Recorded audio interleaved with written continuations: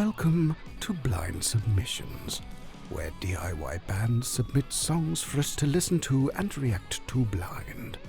Every week, we'll bring a guest from the underground music, arts, or entertainment scene to help you sort through mountains of new music. We go in blind, so you don't have to. Blynd Submyshynz. Blynd Submyshynz.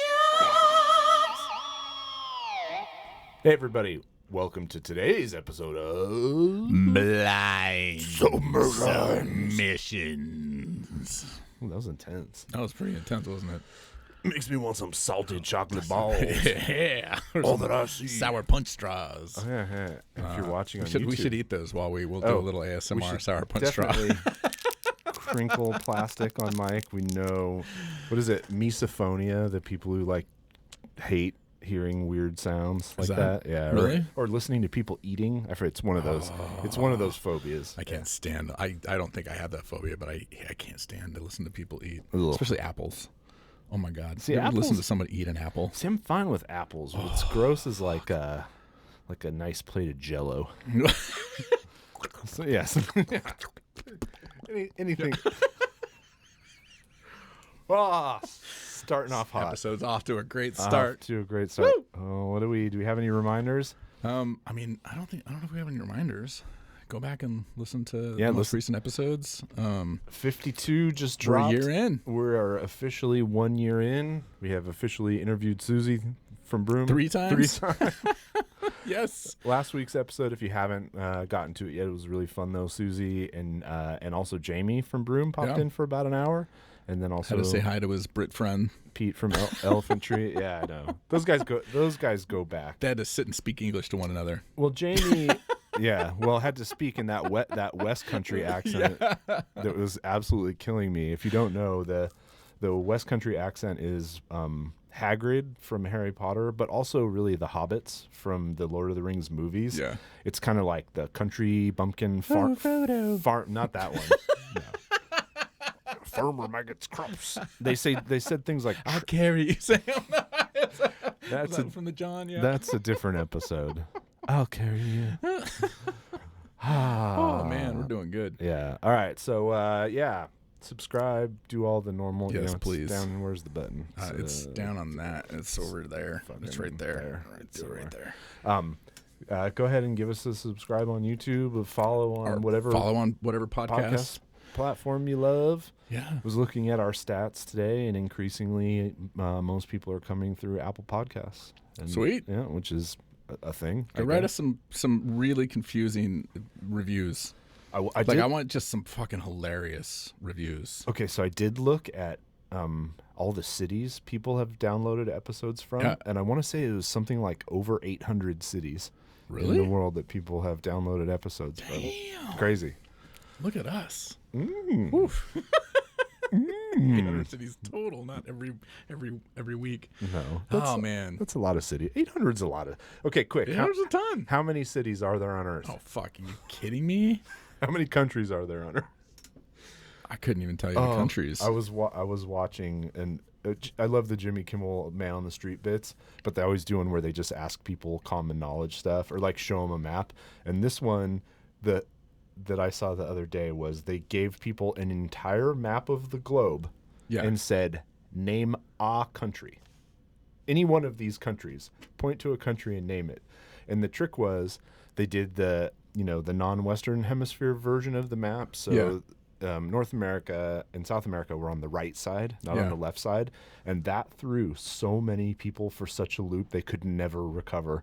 And like 10 people couldn't name a what's not funny? Even the pointed at the United States and said, I don't know what that is. Not to already go off on a tangent, but I was talking to somebody today because we were talking about today is like national. Well, by the time this is on, it won't be. But last week was International Travel Day or something like that. Oh, that doesn't exist. So there's a day for everything. So we were. She was saying that she was doing a little like snooping online. She said that she saw somewhere that only 4% of Americans have a passport. Yeah, that Which doesn't surprise me, but me at for all. some reason, like that never even occurred to me. God damn, it explains a lot, though, doesn't it? Explains too much. All right, well, enough of us. Should we introduce our guest and play some music real quick? Yeah, who's our guest? So our guest is Chris Enriquez, who is the drummer for Spotlights. So, we had them on a few episodes back, well, several episodes back at this point. But Chris is also like in a ton of bands. I mean, he's in a band called Total Meltdown, Primitive Weapons, and Primitive Weapons was actually with the guys that started St. Vitus. So he was in a band with them. And then he's now is playing live bass for a band called Judas Knife, which is sort of a new band that just came out. He also is the brand partnership director for Project M. Project M is the company that runs Revolver, Brooklyn Vegan, Hard Times. So I mean, he's another one of those that is like a connector, does everything. Yeah, he's in every band. He works in the industry. He works at the So I'm gonna hazard a guess that this weekend he was at the Metal and Beer Festival in Philly. Let's ask him. Let's bring him in. All right, let's play some music Should we first. play some music so what are you first? gonna play? This is his band Total Meltdown. The song is called Blame Me.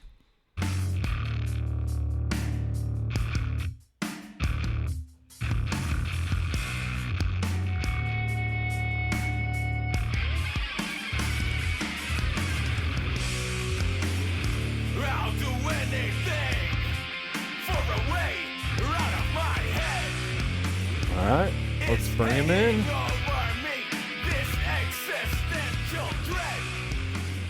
And there he is. How's it going? Hello. So are we Chris or Christopher? I noticed you typed Christopher. Chris. It's just Chris. Okay. Just being formal for Zoom. Yeah. I guess so. Yeah. Anytime I sign up for anything, I tend to do that by habit. use your full name. So we were just talking about kind of all the different pots you have your fingers in the heavy music scene, and I hazard a guess that you spent this weekend in Philadelphia at the Decibel Metal and Beer Fest. Were you there or no? No, I wasn't. I actually, it's funny. I don't want to get into it too much, but technically, we are sort of competitors, I guess. This is true. This is true. Say that out loud. I don't even know if I should have said that, but what was going on there was awesome. I had a lot of friends that went, but we're a different company. Yeah. Completely. I know that. I just figure you know everybody and are involved in a little bit of everything. But no, that makes total sense. It's sort of like when I worked at eBay and I refused to shop on Amazon. Is that kind of what's going on here? Yeah, no. I actually feel really bad that was the first thing I just said on this. Wait, competitor is not a bad word. Let's start over. I don't like to think about people as competitors actually, but sometimes inevitably like things are kind of weird in certain places. Oh, no. I have a lot of friends in different companies that are similar, but I don't really know the Decibel people. I'm sure they're lovely. I mean, I've not crossed paths with them yet. I was looking at pictures of that event, and I had the same feeling I feel this year every time I see a big event like that, which is awesome, but also fucking a little bit scary too. Yeah, it's a little bit of a tough navigation these days. Like I've been to a handful of shows, maybe a little bit more than a handful, but I am trying to get tested every week and do the right thing and all that. And I, knock on wood, still COVID free. So well, that's nice. good. That's great. That's good. Yeah, we were just talking before. Deaf Heaven is playing 2 shows this year. One at the UC Theater in Berkeley and one in LA, and I really want to go to the UC Theater, but I just haven't been to a venue of that size yet, so I'm just kind of like, I don't know. If it was outside at the Greek, I'd be there for sure, but yeah, man. I mean, mask up. I mean, that's how I am, at least. I know everyone's different and it's a little controversial, but I feel like as long as I have my hand sanitizer and my mask, I'm pretty much good to go. I'm willing to take the risk at least. Yeah, well, you don't even have that option in most of the Bay Area because you just can't even get inside of a venue by decree of the government without a passport, a negative test, and a mask. So right. Yeah, that's crazy. That's here. crazy. I'm here in New York. Yeah. I saw one of your bands, looks like pretty recently, played a show with Husbandry and a few other bands. Husbandry is one of my obsessions. So anytime I know anyone who knows anything about them, I have to pump them for information. Absolutely love that band. I love that band. Been around for a while. Yeah. The Brooklyn scene is kind of funny like that. We're like, there's a bunch of bands that have been around forever that, I guess, you know, some get recognition outside, some more than others, and they're one of those bands that have just been around forever and they're amazing. And I feel like they've toured a lot, but never really got their due. So it was really fun to share a bill with them. Yeah, I'm sure. And we talked about them a little bit when we had John from Moontooth on, you know, because I think they share, you know, kind of similar DNA in that, like, the vocals don't really match traditionally with the rest of the music, and that's kind of awesome. There's a lot of that in New York too. I mean, you could even like kind of trace that back to something like Glassjaw or something, which is kind of like one of those like really wild bands where there's a lot going on, and vocally it's almost kind of like different personalities in one song sometimes. And maybe even Candiria is another reference. Yeah. I don't know. There's a lot of bands like that here that don't necessarily sound alike, but I think really kind of dabble in a lot of avenues. Yeah. Oh, for sure. Yeah, for sure. And that's funny because I think it was the Quicksand Glassjaw tour that Spotlights was on? It was, right? Yeah, that was actually amazing. Yeah, that was really fun. That's right. You guys came out to that? I did. Me and Mark from Mustard Gas and Roses. Yeah, Mark from MSG, and we went. But Jeff did not. It was amazing. I was that out show of was I so think I was good. out of town. Yeah, except I think wasn't that the same? I think that was the same tour that Tom left the tour, like two stops in, wasn't it? No, that would have been crazy to be around for that. It was the first tour after that happened. Oh, was it the one after that? Okay. Yeah, and ironically, I ended up right after that tour was over. I ended up playing with Tom on another tour. Oh, wow. He was in a band called Beyond, which is a hardcore band from the 80s. Yeah. I should probably plug that because they have a documentary out right now called What Awaits Us, a Beyond story, which is really great. But they've always had a rotating cast of drummers, and Alan from Quicksand was the original drummer, and he hasn't played with them forever. So I went from the Quicksand tour into playing with Tom and Beyond, which was a lot of fun. So I'm around a lot of that. Being here for so long, you know, it's extremely, it can become a very incestuous world around here. Well, especially for drummers, because because everyone who's ever been in a heavy band knows like how hard it is to find a drummer and how tightly you hold on to them when you do find somebody. Is drums your first instrument? It seems like that's kind of what you do, but you play bass in Judas Knife. Right. You play guitar in Total Meltdown, right? Yeah. So I mean, like, just kind of do it all. Yeah, I grew up like very musical. I just grew up in a town where I wasn't into sports and everybody else around me was, and that's kind of a cliche story that I think a lot of people have.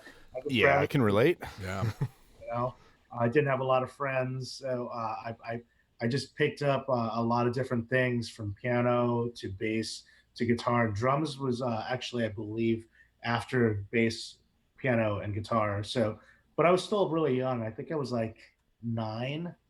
Oh, wow. So I'm like 41 now, so it's been a long time. Yeah.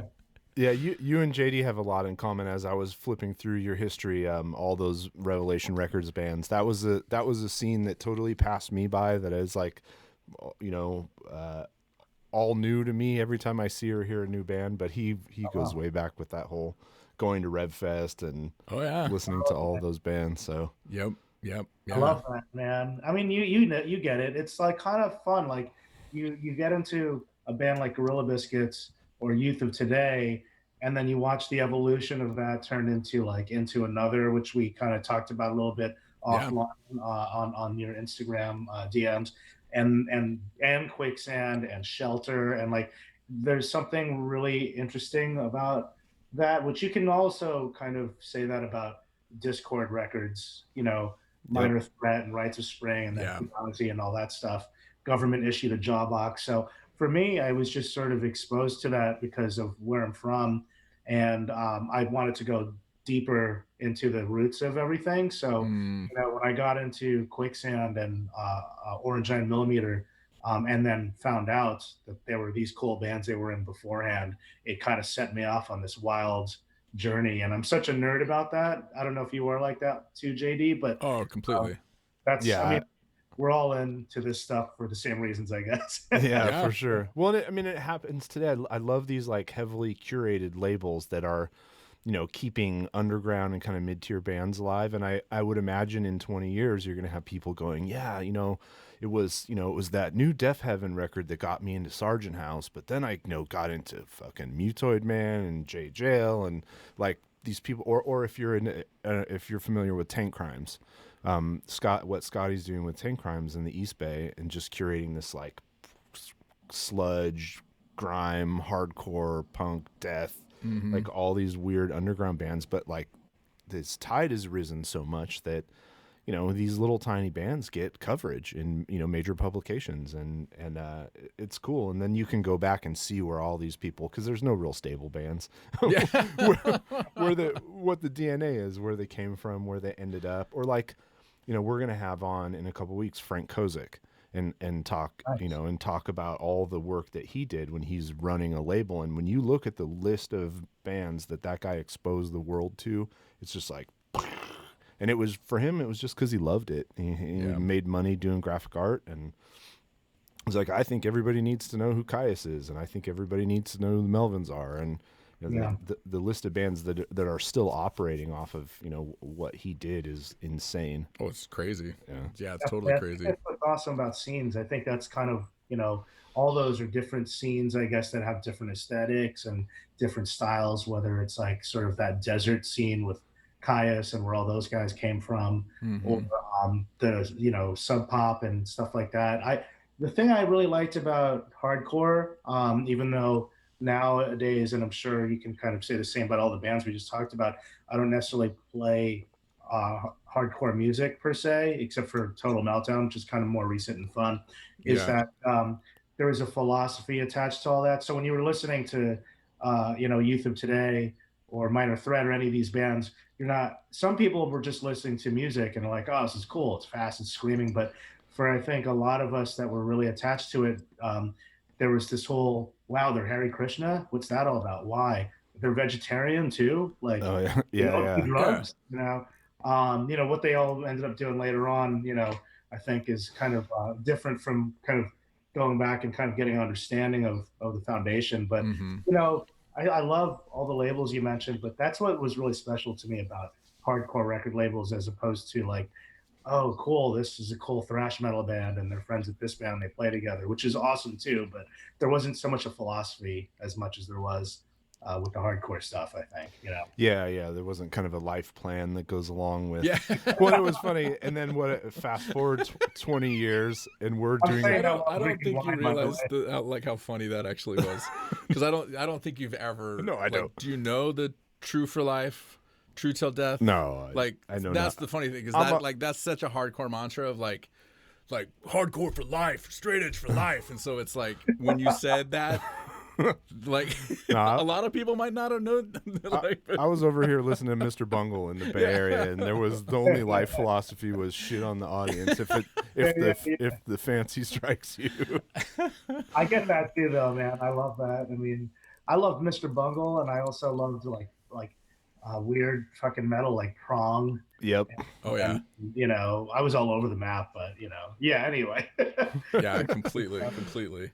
Well, there was, and then you're also, so you actually, like we talk about people, you know, sort of have, they work for music blogs, or they'll write an article, they're like you know, an author of an article on a music magazine, but like you actually work in that field, right? I mean, you're working at Project M, and it's more than just like you're part of the business.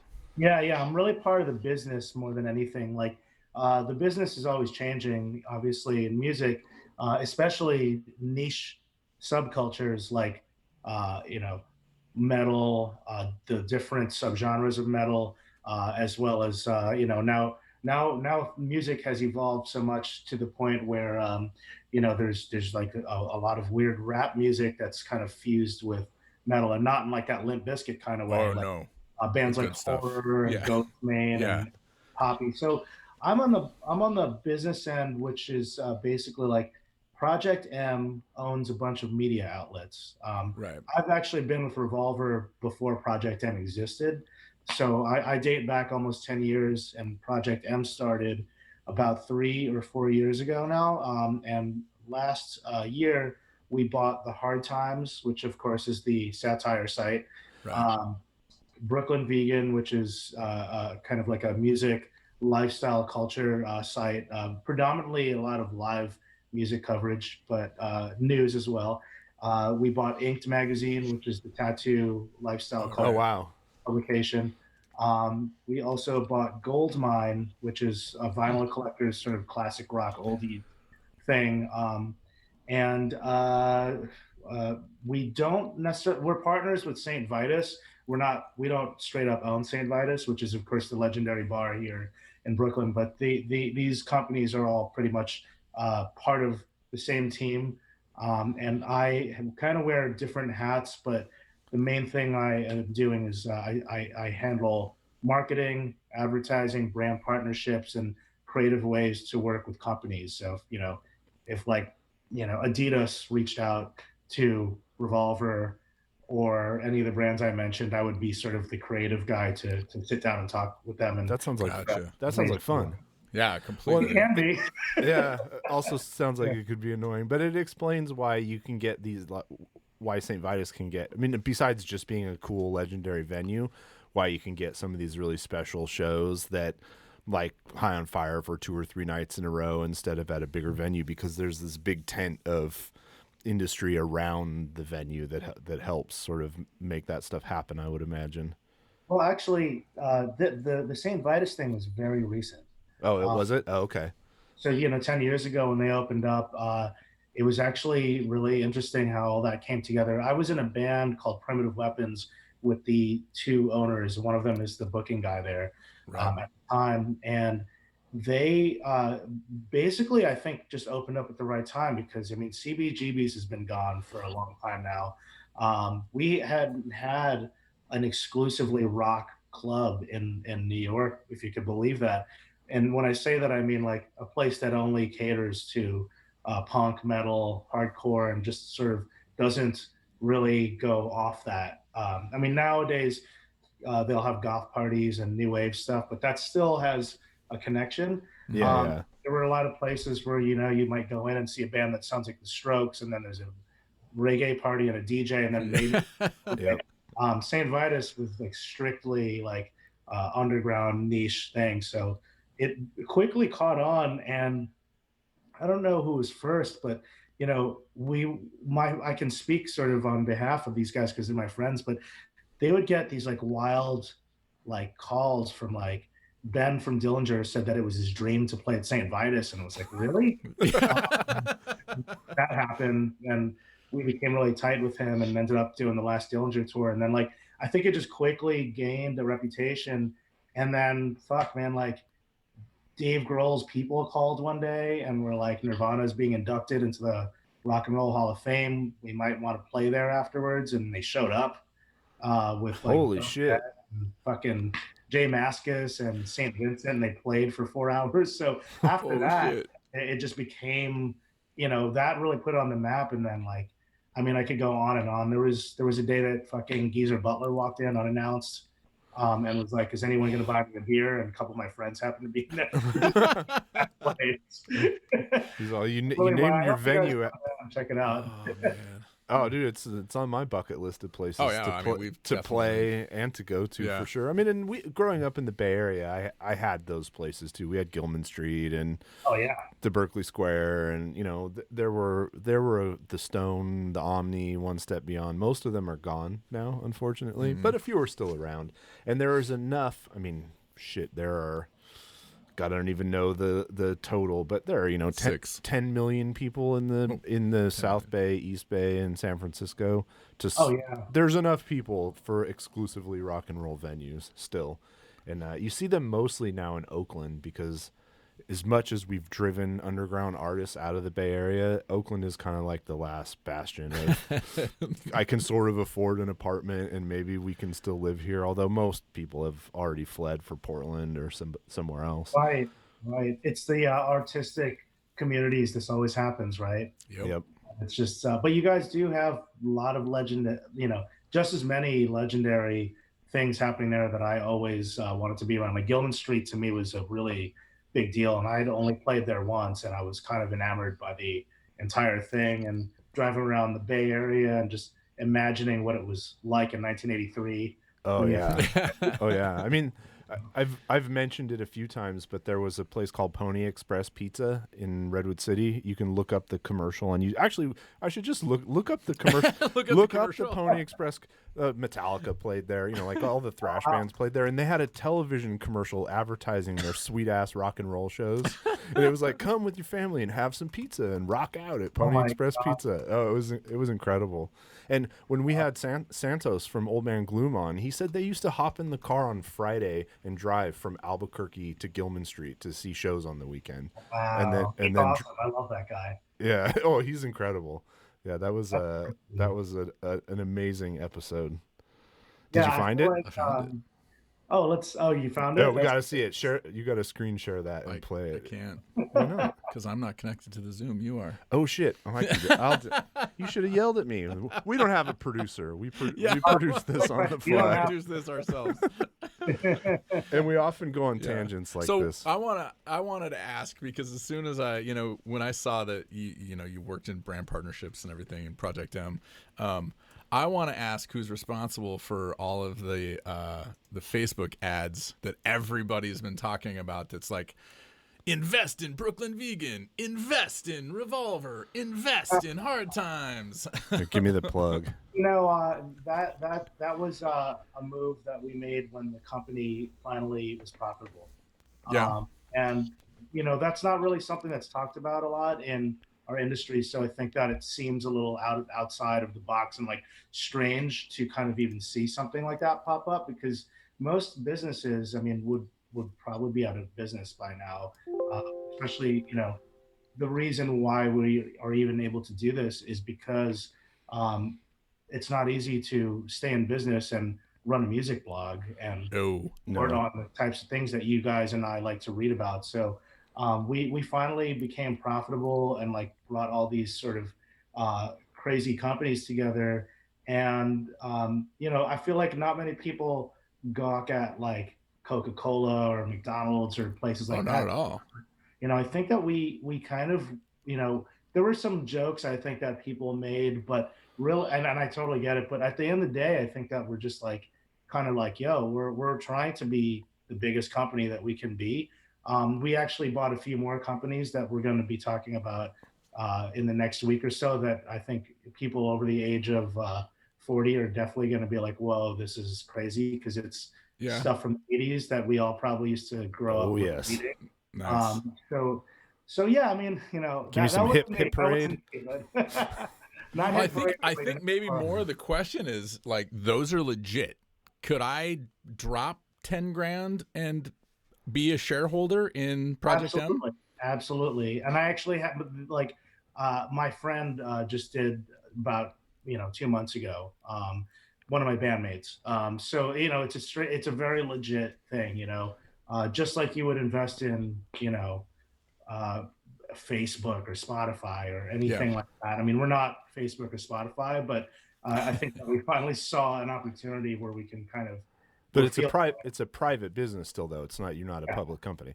So the name threw me off right away, and I wonder if this was part of the inspiration. Is I actually was an early investor in Legion M, which is the crowdsourced movie production studio that gave us Mandy and a bunch of other ripping the new Kevin Smith movies.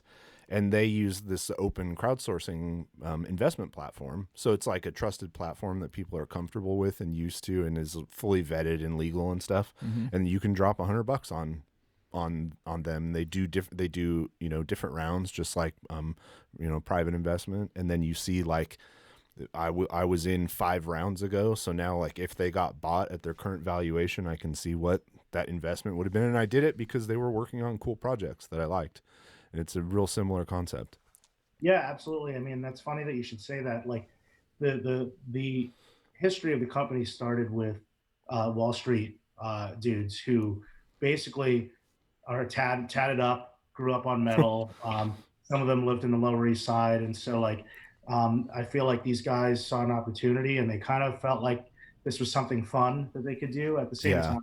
So your analogy is actually pretty spot on. I was not behind the sort of inception. I was around for it, but the whole philosophy and all that, I think probably is not too far off from what you just picked up on.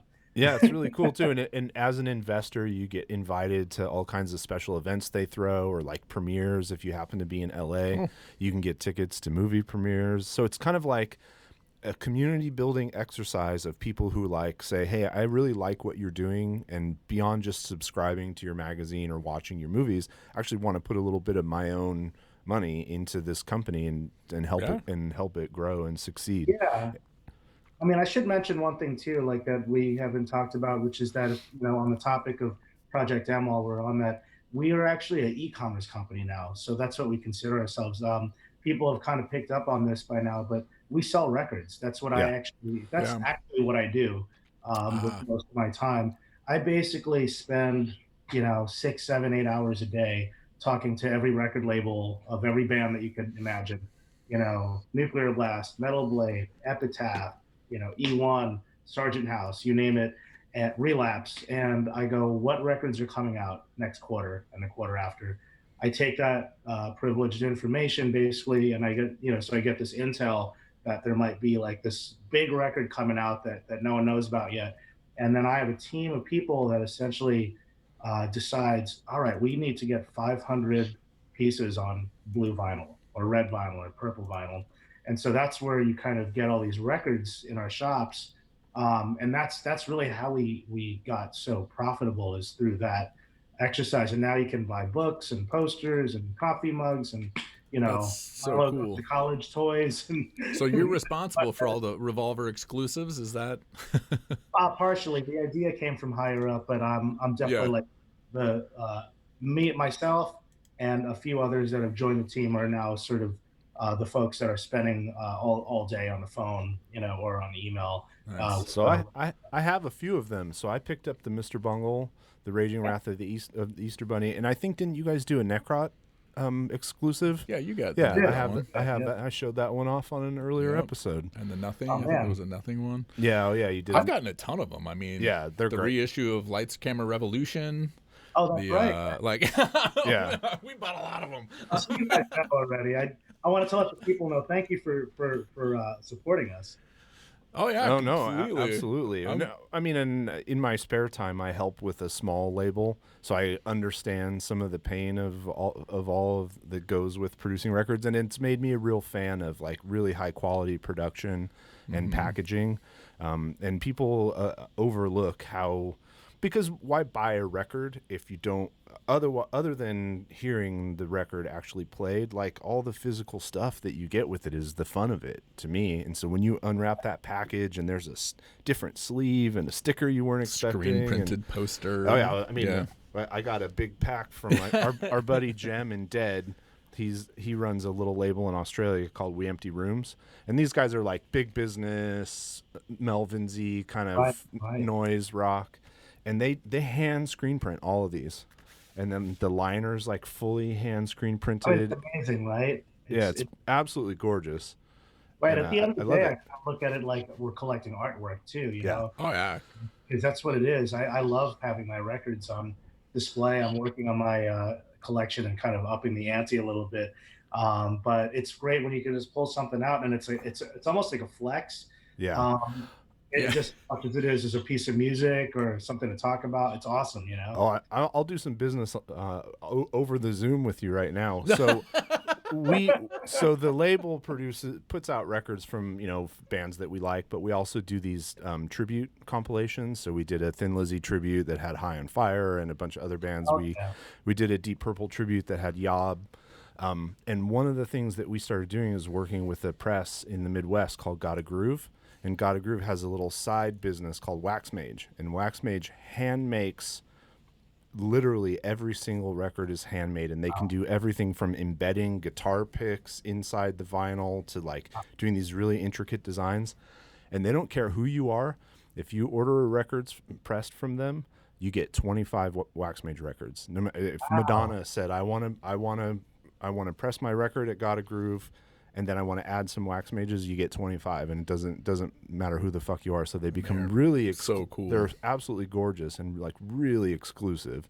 I would like to know more about this for sure. I mean, offline, definitely send me some info on the DM.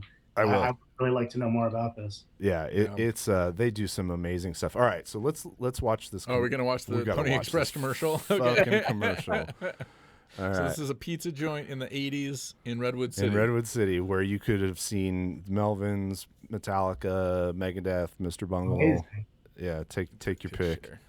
I'm not going to share my sound, though, because I'm running. Look at that. Food, good times, and rock and roll.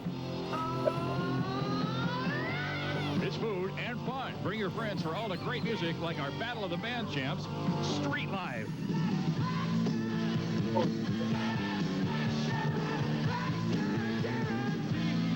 Pizza, burgers, and great rock and roll, all at Pony Express Pizza on the corner of Jefferson and Broadway in Redwood City.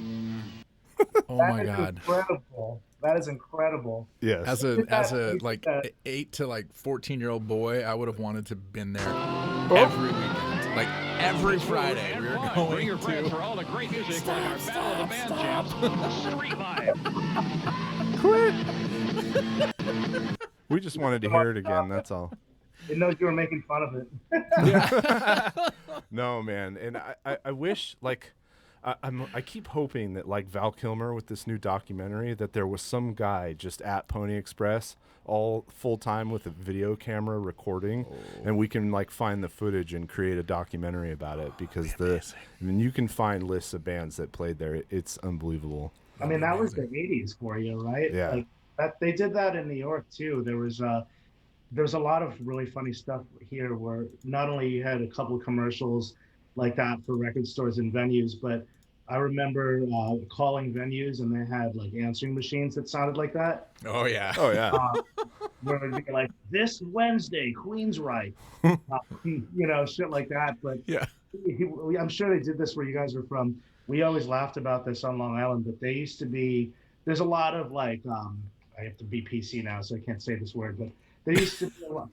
Is Guido's okay? Is that a bad thing? I think it's okay. I don't know. Is that not a...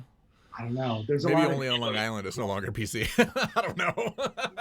We grew up on Long Island in the 80s. There was a lot of Guidos, and in the 90s, like, Italian guys with mustaches, and there were a lot of people like that in the metal scene too. And there was always a guy that was an MC that would get up on stage and introduce the band, but from the town that they were from. So it would be like all the way from Merrick, Long Island, New York, Vision of Disorder, guys ready. And it was always so funny because it was like 15 minutes away. So I'm like, why do we need this?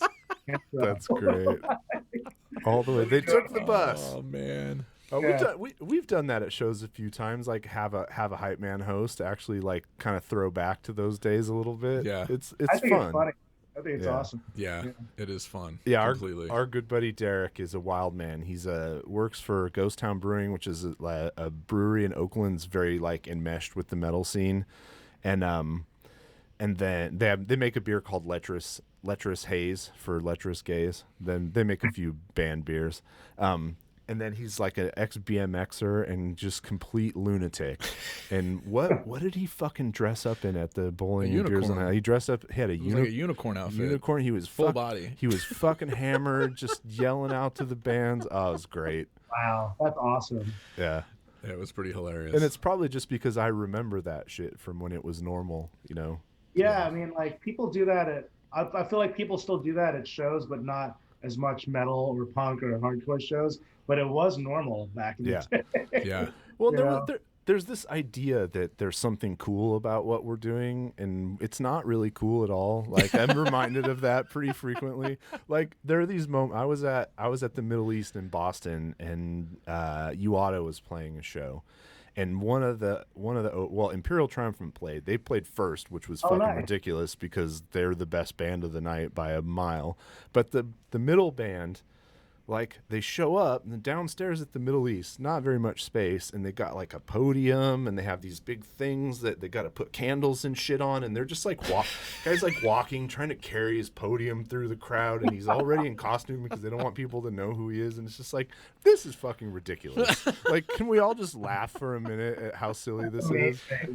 Laugh and then be serious. And then they get up on stage, and it's like, okay, I can turn that part of my brain off and actually enjoy the spectacle of it. But it is pretty comical.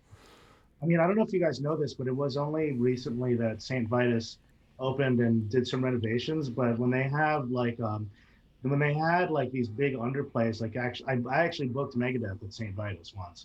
Oh, And wow. There's no dressing room. There's no backstage. It's there's the basement, but you have to go through the audience to get through the stage. And so like it's like security guards with Dave Mustaine and the band trying to like part the sea like fucking Moses or something.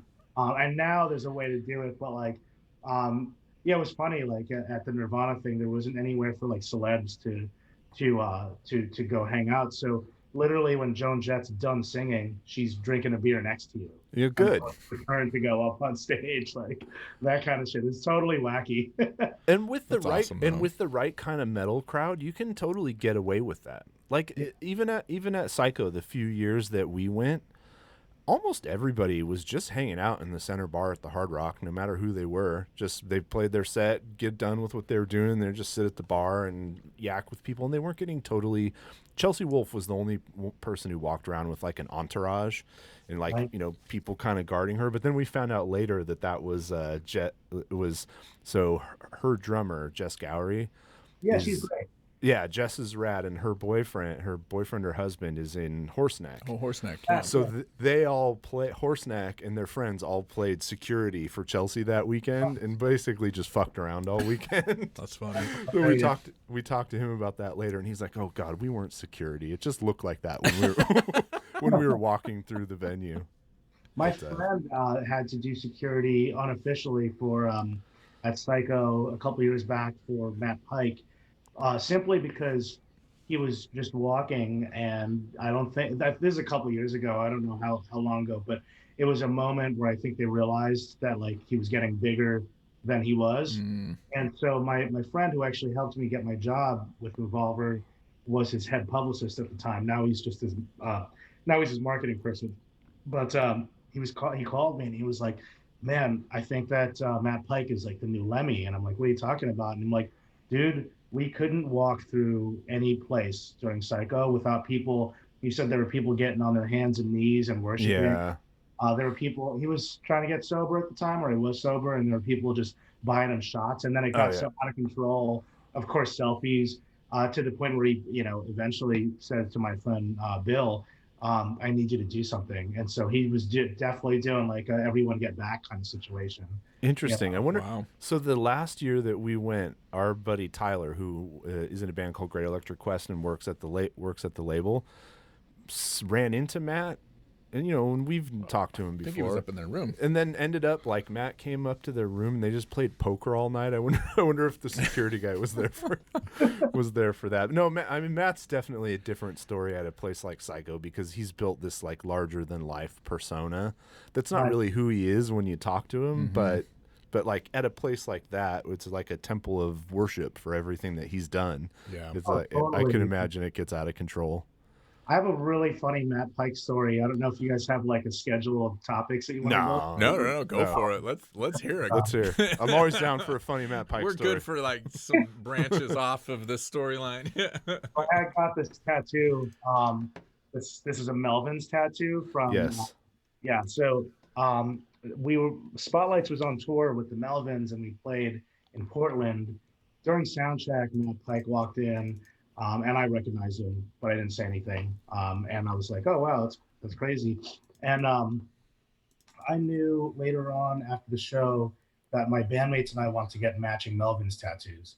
But I think I was the only one that didn't know where that was going down. So we left. I was pretty wasted. I think we all were. We left the show at like midnight or whatever and went to go to a tattoo shop. The tattoo shop ended up being somebody's house. That's not what I was expecting. And we walked into the house, and it was just as metal as you could possibly get. I mean, Oh, I think I know where this is going. I think I do too.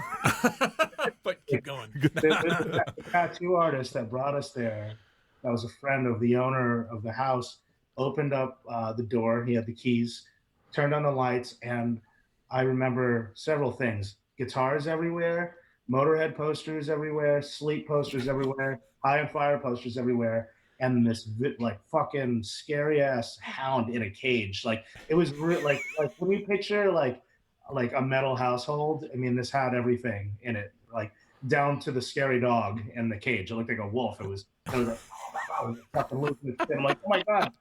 So You were like having a green room moment. You're like, oh shit. It reminded me of like the dog in Lost Boys or something. So I'm like, wow, this person really likes High on Fire and Sleep.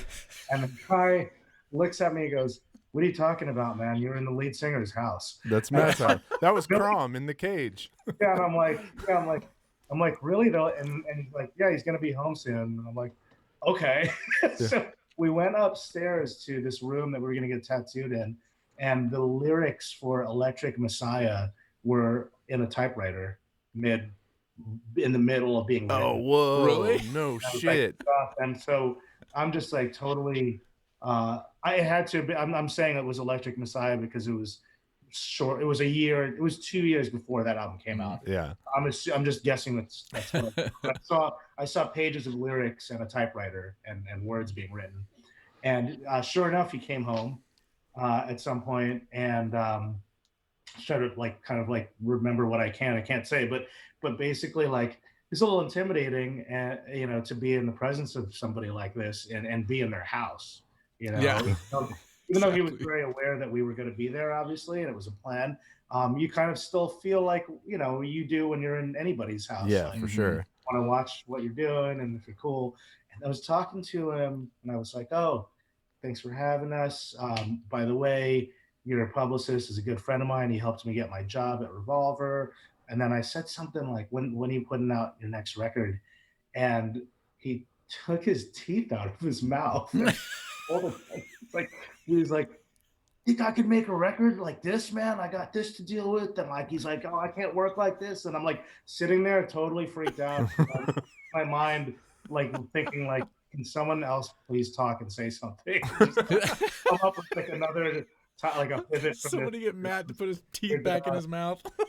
But he was awesome, and he was fine. I was just a little, that was all me. I was just a little freaked out, I think. Yeah. I'm easily freaked out sometimes, but he went to bed and woke up and fucking got on a plane and played Brooklyn with Sleep the next day. Wow. I couldn't believe that. And when we were leaving, it was like a strange, like, holy shit moment, as if that wasn't already a holy shit moment. We're leaving, we get our Uber or whatever. I can't remember if we got an Uber or if we got in somebody else's car, but he had gotten up, I think, to go get something in the kitchen, and he's just in his undies and opens the door. He's like, all right, guys, thanks for coming over. Hope you had a good time. Yeah. I'm like, bye. Oh, yeah. Totally weird. Well, awesome. I thought for sure it was going to end up being Alyssa that did the tattoos, his wife. But she was there. She was there. Yeah. She's rad. I think she was the one that like organized it with the other tattoo. Oh, okay. Gotcha. Yeah. Yeah. We had her on Early- several months ago. early She is a days. fucking crack up. She's great. Yeah, and I met up with her when I was in Portland earlier this year to just hang out, and she's hilarious. So speaking of that, so we were at those. Used to be a series of shows called Converse Rubber Tracks, and they would put on free shows, and they did Mastodon at the Chapel in San Francisco, which is literally an old church. It's about 500 cap venue. It's a really cool venue. And it was a killer show. We got hammered. We were walking out, and I look up in front of me, and I go, I think I just saw Steve Agee and Brent and Braun Braun. Braun. Brent Braun. And then, so we just went up to him. We're like, "Hey guys, that was a killer show. What are you doing here, Steve Agee?" And they're like, "Hey, we're gonna go over to the Elbow Room and drink. You guys want to hang out?" It was like, "Huh?" And then we walk into Elbow Room, and Brendan Smalls from Death Clock, Right. Metalocalypse, is just at the bar waiting for them to show up. And I was just like, "Is this life? Is this possibly real?" I'm sure I made a complete ass out of myself. Had a great wipeout on the way back to the hotel. Oh, he thought I died. I made. Matt was there. Matt was also there. Oh, Matt was there. That's and right. it was the week after Lemmy died. Oh, that's right. And I'm pretty sure I walked up to Matt and said something really stupid. Oh no, no, you did. You did. Luckily, you don't remember, so that's good. Hey guys, we've all been there. I've been there too. Yeah. I could embarrass the hell out of myself, but Yeah. yeah. Well, I'll share this because I have it up. But this is one of the memories I have of that night. That's incredible. One of the few memories. One of the Is that few. you, Brent? Yeah, that's me on the bald guy on the right. Wow. It's me and Brett Hines just yelling into the void at some point or So another. Brent Hines' jacket looks amazing. I know, right? His jacket was sweet as Had hell. some sweet fringe. You want to pass me that aux cord? Yeah, we gonna listen to some music. Let's listen to some music. All right. Right. Sounds do good. it. So this is the fun part. You can be as nice or not nice as you like. I thought the rest was pretty fun. People who don't want to upset anyone will often just say things like, "It's not for me," which is a totally reasonable thing to say, but also feel free to get into it if you want to. Okay. Everybody's got a different comfort level with what they want to say. Keep in mind you're hearing this pumped over the internet through Zoom, so like the details of production might not exactly be the best. But when we so I know this part of the show. yeah. All right, sweet. Good. All right. So what's first? So it's a band called Ghosts of Atlantis, who are from England. Okay. From the deepest, darkest Suffolk ghosts. Suffolk? Suffolk. All right. It's a hard word to say. All right. it So is. here's the Bandcamp page. Okay. Black Lion Records. I think we we've go. listened to some of their bands. Have we before. listened to this? No, not this. Oh, okay, good. All right. This is The Third Pillar. Right.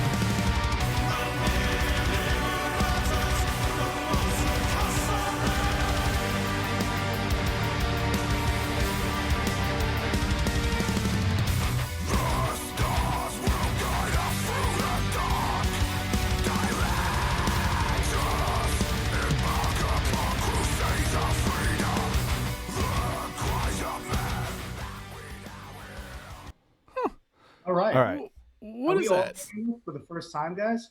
Huh? We've never heard it. Never heard it. Okay. Yeah. Yeah, so everything we're listening to has been sent to us. We've never listened to it. So this is also the first time we've been hearing it. Yeah. We pick randomly out of the submissions. Well, I'll say like not my go-to, but I love some symphonic metal of various flavors Yeah? for a certain type of a mood. It's like it scratches the itch, and I haven't listened to any in a long time. I also think I could actually hear his English accent coming through the growls. Really? Yeah, there was one word where he said where it was like, that guy sounds At English. least they got their masks on. They're being safe. What was your first impression, Chris? Symphonic metal is not my go-to, and so it's not that I didn't think there was anything wrong with it. It's more of a genre thing. Yeah. But I did feel like there was maybe a Merciful Fate influence in there, which is cool. I like Merciful Fate and King Diamond, but I guess like a modern version of that mixed with sort of death metal. That's kind of what I heard a little bit. It wasn't bad by any means, but No. not necessarily my go-to. Yeah. You can tell they're actually good at what they do, you know? So this is considered symphonic metal? Yeah, I mean, when you hear those, I mean, I'm curious to see if the string arrangements and the symphonic stuff in the background was real or if that was like keyboards and stuff. Yeah. But yeah, generally when you can hear, you know, like actual symphonic elements and then metal. I mean, there's so much structurally similar between a lot of metal and classical music, so it like works in a certain way. Yeah. There's one like the Damu Borgir album that everybody makes fun of, I think, because it was the one that was really popular. I forget what it was called, but it's got a ton of symphonic elements, and I'll go back and bump that album occasionally when I'm just like in the right kind of a mood. But no, in general, I don't listen to a lot of, what is it, like Nightwish, and there's a whole bunch of them.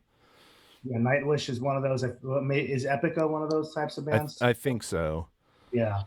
Oh man, I'm like so far out of this. I haven't even heard of those bands. Yeah, it can be kind of a gateway for people who to get into like heavier or more extreme music, I think, because it's like it has something that you recognize and can okay. And you know, I don't want to typify fans, but I think like the metalheads at the Ren Fair probably listen to a lot of symphonic metal. Yeah. It's got like kind of a medieval thing, I guess, going on. That's the whole thing. Yeah, I mean, it's like I think it probably turns the same knob that like listening to some goofy power metal or I was gonna say sort of like power metal. Yeah, or some goofy adventure metal like D&D metal. It like scratches a similar itch. I think. Safe to say that a lot of the same fans might listen to like Ghosts of Atlantis and Blind Guardian. Yeah, probably. Yeah, maybe not. Really pissed off some Ghosts of Atlantis fans. Nice. Well, you know, there was my hot take. Yeah, you know, there was so there's one. Our kids went to the same elementary school, so you know the one metal mom with like the multicolored hair, and she would always have like the black pants with all the little peekaboo.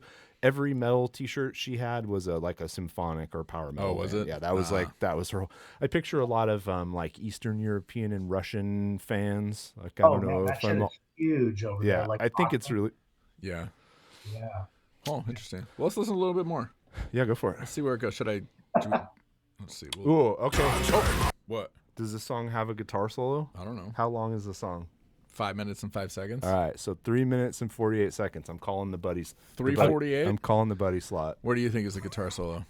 He said 3 minutes and 48, and it's a 5-minute song. I think that 3 minutes for sure, because they got to go back into the chorus again. Oh yeah, for sure. And I think the solo is going to be long, so it has to be around 3 Like minutes. multi-stage, like it's going to go back and forth, or So it's somewhere between 3 and 3:38. yeah. All right, let's check it out.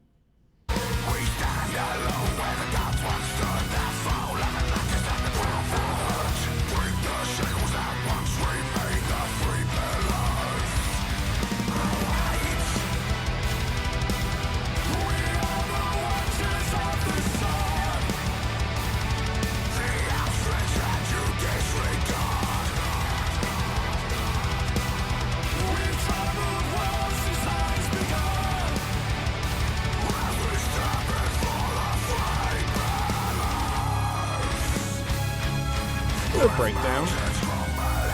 That was 3:38. That could be a solo. Maybe the solos are done on violins. I don't know. Maybe not. All right. I would work out to that. Yeah. Would you? Yeah. Yeah, good workout music. I'd work out to that. Maybe it wouldn't be my first choice, but if it came on, I wouldn't turn it off. It's like kind of trying, you know, at the end of the sprint. I like Arch Enemy. I listen to Arch Enemy sometimes. Yeah. Oh, yeah. Yeah, Arch that's Enemy can be cool sometimes. Ghosts of Atlantis. So everybody on stage has a microphone in this band, right? Like with all those background vocals and maybe, or it's all, are... the problem with a band like this is there's a high probability of tracks running in the background, and as long as you're running tracks anyways, you might as well run all the harmonies and shit, so you don't have to worry about it. Yeah, there's a lot of artificial stuff happening. I bet there's no way. I mean, I did not like this. Yeah, I wouldn't listen to it every day, but it's better than black metal in my mind. Oh, no. It's an ongoing topic of conversation. We're getting there. It's not black metal's by design. It's not for everyone. Yeah. So. Yeah, I mean, I'm selective with it. I'm not like a deep diver.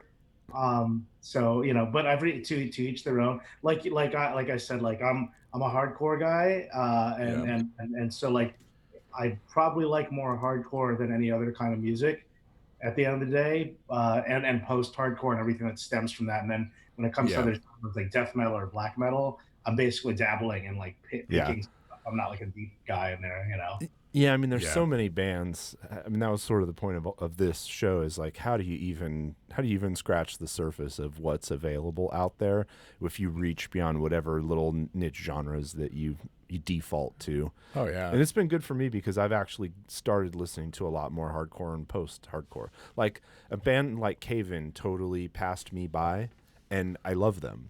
They're fucking incredible, and they're so far up my alley, it's not even funny. But they were just grouped in with a bunch of bands that I didn't think I liked, and so it was just like, they were weird because they changed genres. So yeah, the word metalcore I think got really bastardized and turned into like kind of a cheesy thing. But they were a metalcore band at one point, and they put out the best metalcore record of all time, in my opinion, Until Your Heart Stops. And then they turned into like a fucking crazy alt rock, prog rock, fucking whatever band. yeah, Yeah. But they're great. I love Cave-In. Love Cave-In. yeah. Yeah. Well, you have the Steven timeline. Yeah, You got yeah. pre-Steven Cave-In, you've got post-Steven Cave-In, right? Yeah, because they had a different. Well, pre-Steven, Beyond Hypothermia, there was actually I saw Cave-In, and there was a guy singing that wasn't Steven, but he was on guitar. Yeah. Oh, really? Yeah, they were kind of more like they appeared to be more of a hardcore band. There's a guy walking around, pacing back and forth with the microphone, and Steven was just playing guitar, and he was singing the melodic parts, I guess. Yeah. And then one day that guy disappeared, and Steven was doing everything. Just everything. And then another point, Caleb was doing all the screaming, and it wasn't Steven doing all the screaming. So Yeah. Yeah. I feel a lot of difference, Yeah. Completely. All right, what's next? Should we do another one? Okay, course let's do we it. should. No, I mean, that was a dumb question. Let's do another one. Yes, there we go. It's a band called Redemptus. Redemptus. All right. Redemptus. All right. From Portugal, it looks like. Oh. Yeah. Blurring the lines between metal, hardcore, and punk. All right, here we go. There's an album cover. All It is right. a young girl screaming. It's like kind of upsetting. For some reason, the movie Pan's Labyrinth came up the other day, and fuck man, that's such a hard hard movie to watch. Like any movie, and I boiled it down to like, for me, the hardest movies to watch are movies where children are victimized by like the people close to them around them. And it was because Guillermo del Toro posted something that said About with the pale man, Yeah. that said, the pale man is, an example of people exploiting, people that count on them, and it's no surprise that he is A, pale, and B, a man. Yeah. and he is thriving right now, or something like that. They're just like, fuck. Exactly. You crazy fantasy movie had a point, I guess. Yeah. I'm going to say that the aesthetic of this and the description leads me to believe that I might like this. All Yeah. right. All right, let's give it a shot. So the song is "It Was Never Meant."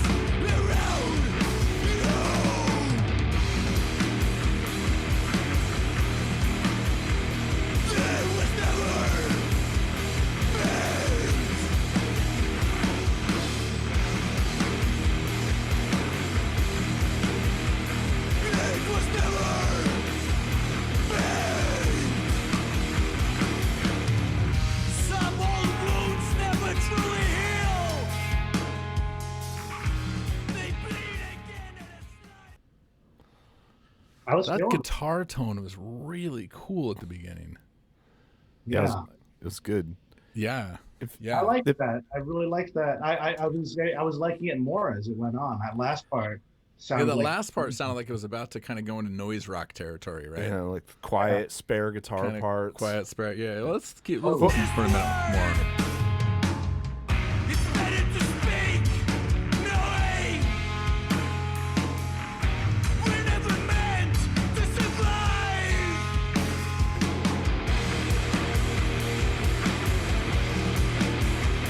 There was never. Yeah, I can see where those descriptors. Although honestly, if you pull the vocals out of the beginning, that could have been a sleep song. Tones and riffs and everything. Yeah, it's weird. Where like, I think what happened is all of us got old. I wasn't a hardcore guy, but you guys are over 40 or hardcore guys. Like, you can't play that fast anymore. You can't jump around as much. Everything's got to kind of start to come down a little bit into something that makes sense. That's funny. I was told by one of the owners of St. Vitus, I said, why do you think everyone seemed to get into doom metal and just metal again? And he goes, Chris, hardcore is for young people. Do you want to fucking hang out at a VFW hall at 40 years old? Yeah. You're old. It's like, it's creepy. You like, we don't belong there. It's like, it's actually inappropriate. You know? Yeah. But beyond that, that was really cool. I liked where it was going. I was feeling that. I thought it was good. Yeah, it definitely. I would say it definitely blurred the lines between metal and hardcore, like it said. Well, because that does sound to me like somebody that was really into hardcore, like they liked hardcore, then they're also like, it's like that, like we were talking about in another episode where it's like you go from hardcore to doom or sludge. I think sludge is like that middle ground. Yeah, you don't go full doom, you go sludge because it's still sludge. Pretty like. Well, and like my favorite records this last year have been like that. Yautja or whatever. Yatwa. Pupil Slicer. Oh. That's in a kind of a different direction. But this like aggressively noisy, sludgy prog. Mm-hmm. It's like normally there's this like a tone aesthetic with prog that's very clean. And these guys are like, yeah, fuck all that. Like, it's gonna sound messy and noisy as hell, but we're still gonna like make you trip over crazy time changes and come up with some weird ass riffs and take hard rights every 30 seconds. Yeah, which I absolutely adore. Yeah, they definitely had like the style that Black Flag I think turned into on like My War. Yeah, mm-hmm. I think the first sludge record. Somebody argued. Yeah, definitely. I mean, many people have said that. I think it definitely kind of draws from where that sort of world lives. Yeah. Well, I love like because what drains me listening to pure hardcore is that like I call it that toneless mid-level yelling vocal. Like I can take a certain amount of that, but I love when it's woven into other types of singing. So when you get a little bit of clean and melodic singing, and then even some more extreme vocals, I like when the vocals kind of change up a bit. Mm-hmm. All right, so these guys have a few releases. Portugal's got it going on apparently for whatever. Yeah, we've listened to a lot of good bands from Portugal. It's like some younger dudes. Yeah. Yeah, I guess younger than me. Yeah, you're not younger in the grand scheme of things, but yeah. I mean, maybe the picture says it all because the guy on the left kind of looks like a model or something, and then who looks like he could be in like a street punk or any kind of weird aggressive music band. And the dude on the right looks like he's into hardcore. Yeah, for 100%. I think it even looks like he's got his giant gauges. Yeah, no, he does. I hope I didn't insult anybody if these people are. No, I'm digging green coat guy. Green coat, black turtleneck is just not a thing that you see very much. He came from a poetry slam straight to band practice. Might have. I mean, which is a good thing. That is a good thing. I feel like maybe Guy from Fugazi maybe rocked an outfit like that at one point. So yeah, completely cool. So I'm down with this. Yeah, I think it's cool when bands don't look stereotypical, and that's something I'll give a plug to Somnuri because they've been on your show. I manage them, and they kind of have like a mixed bag, and all three of those guys look like they could be in different bands. You know? Yeah. Oh, completely. Yeah. The other bass player is another Justin, right? Philippe. Philippe. Oh, what was I thinking? That was I don't even know. Justin singer who plays guitar. Yeah. Right. And then he looks like he could be playing bass in some kind of a funk band, like. Yeah.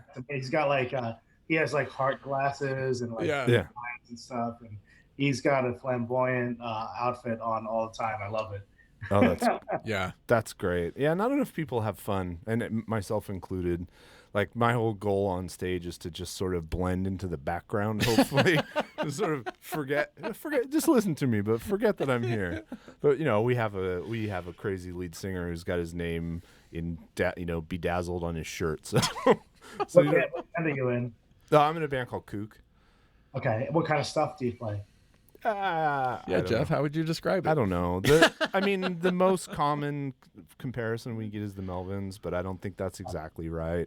Our guitar player Carl and Matt originally started High on Fire together. It was a 2-guitar band initially, so he's kind of got that lineage, and then I came up listening to Mr. Bungle and all kinds of crazy Bay Area shit, and Troy fronted a goth band for 15 years. Wow, that sounds. I got to check it out after this. Not bad bands to be talking about. No, and I mean Troy's got a voice that can get up into, we'll get Candlemass comparisons, or name a band with a guy who can really get up into that upper register, but he can do the low croony goth thing too. So it's all over the place. That's awesome. Yeah, I've gone through some strange fashion crises myself, but I'm always trying to do something different. I think, like, when we played with Bungle and on our last tour, I started wearing all white outfits. Nice. I just looked like Andrew WK. Yeah. It wasn't the plan, and then I realized after the fact. But I feel like I was it kind of, whether anyone noticed it or not, I was kind of rebelling against the fact that everyone wears black. So I'm like, I'm going to wear white. Mm-hmm. So I wore white shoes and a white pants and white T-shirt. And the crises have gone on for a long time. I'm always kind of reinventing something, and my friends always notice it and make fun of me. They go, what one are you going to get this time? Well, there's a band in Portland called RIP, Portland Street Doom, and the lead singer does like the full metal outfit, black, jean jacket, jeans, high tops and stuff, but all white.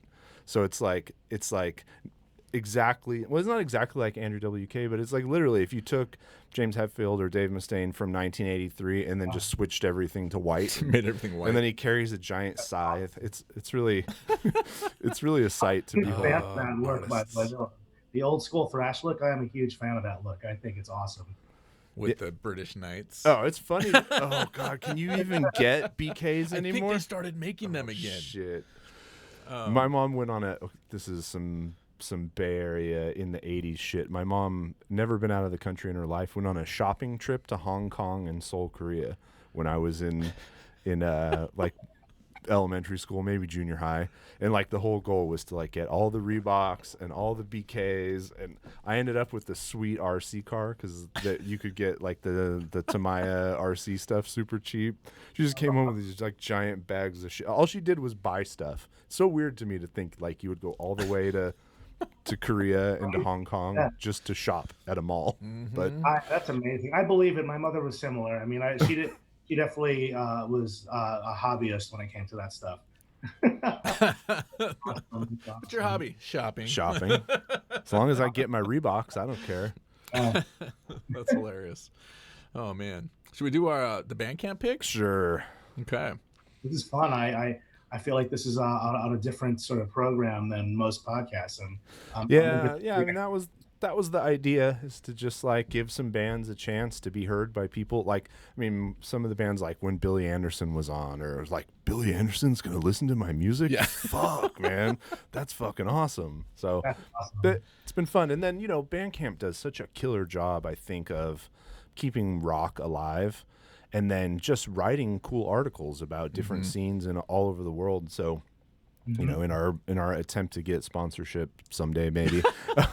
You always talk about that like we're actually going for it. Like, are we? I may or may not have emailed a few people. And you don't know. That's hilarious. All right. So who is this? So this is our Bandcamp pick. So what we do is sort of like find an interesting article about a genre or a person or a band that Bandcamp wrote about, and then we kind of dig in. So this one is a DJ-based, I think, hip-hop producer. Very cool. His name is Damu the Fudge Monk. And that's why I picked it, because how do you not pick Damu the Fudge Monk? Damu the Fudge Monk. I'm in. Or maybe it's Damn You. I don't know. Yeah. But basically, he was invited to fly to London to raid the archives of this cult library music label called KPM. And KPM is, I guess it was super prolific back in the 60s and 70s, but it's been like a sampling gold mine for hip-hop producers. So like a bunch of like Jay-Z, Drake, Kanye West, and then even underground people like Madlib and MF Doom and Jay Dilla have all raided these archives. Interesting. And so this guy got invited out to do the same, and he made an album of, with all of those samples that he got from that archive. And where is this again, where he did this? Well, he's based in D.C., he's but from the DC. label is in London, I think. Yeah. Cool. Yeah. All right. So I like the artwork. He looks cool. Let's see what he's got. Yeah, let's hear it. What So song? the song is called Godspeed, off of the album Conversation Piece. We should also notice that he sold out records, by the way. He has sold out records on his Bandcamp. Yeah. Oh, does he? Oh, nice. Test pressing sold out. Yeah. Just wanted to mention that. Although our good buddy Francis, who wrote the theme music, pointed out that the way Bandcamp's algorithm works, when things sell out, your page gets promoted in the like bestsellers, in the different genre bestsellers. So he listed a bunch of single items so that as soon as somebody bought one, it sold out, and gamed the algorithm to show up in the top top sellers for rock and metal. Okay, here we go. Yes.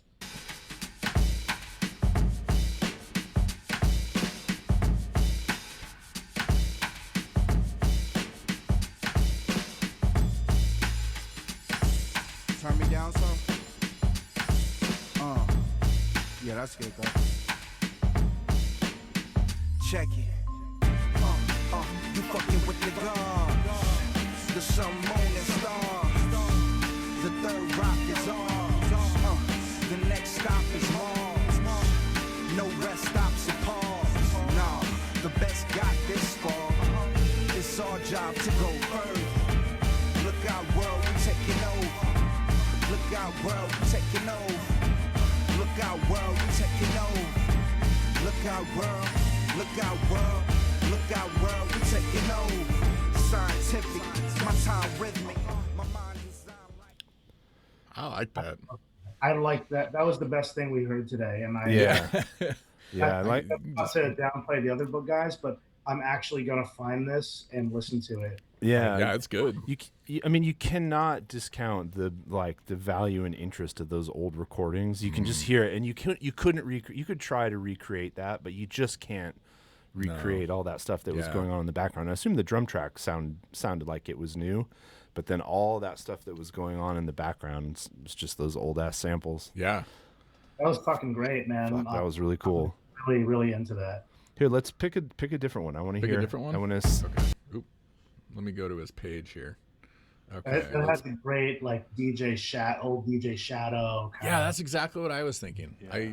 It's sort of on that to me was like bordering between trip hop and hip hop.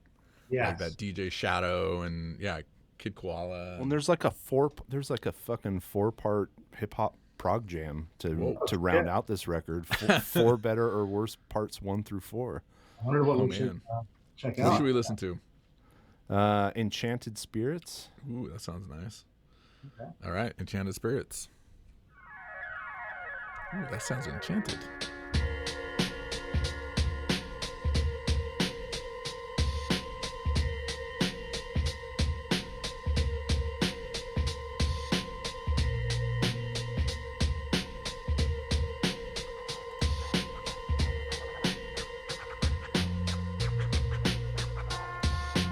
Sight. Behold, as I unfold something phenomenal. I use the fuels of Jews to move molecules. Am I a fire that's fly? Liars are soluble, highly microscopical. While you do what is possible and challenge any obstacle, balancing the proper tools. Show 'em what you got to do when time is opportune.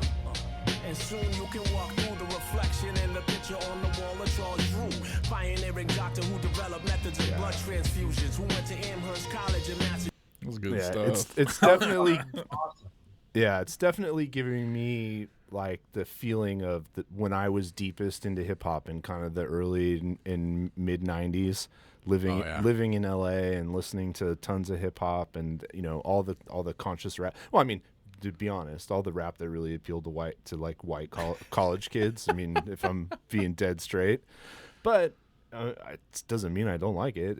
It sounds killer. That was great. Stuff. Yeah. I literally just went on Spotify and found him. There you go. It. Hey, listen to that tomorrow. Yeah, I love this stuff. It's really good. Old school. It was old school, and we don't hear stuff like that as often, or I'm not finding it in the right places. But I like Griselda, Run the Jewels, and there's so many other ones. Freddie Gibbs and. It's got to be. I mean, we're going to come around to it because 90s nostalgia is everything right now in pop culture. And so it's going to hit in hip hop too. And that's just, I mean, I had a friend my freshman year at college, Ben Adair, actually runs a pretty successful podcast. He's an interesting dude, but he was like the super turned on like hip hop guru and just like introduced me to, he's like, and this is what you need to listen to. And I still listen to like X-Clan and Black Sheep and all the shit that he gave me back then. I still listen to pretty regularly.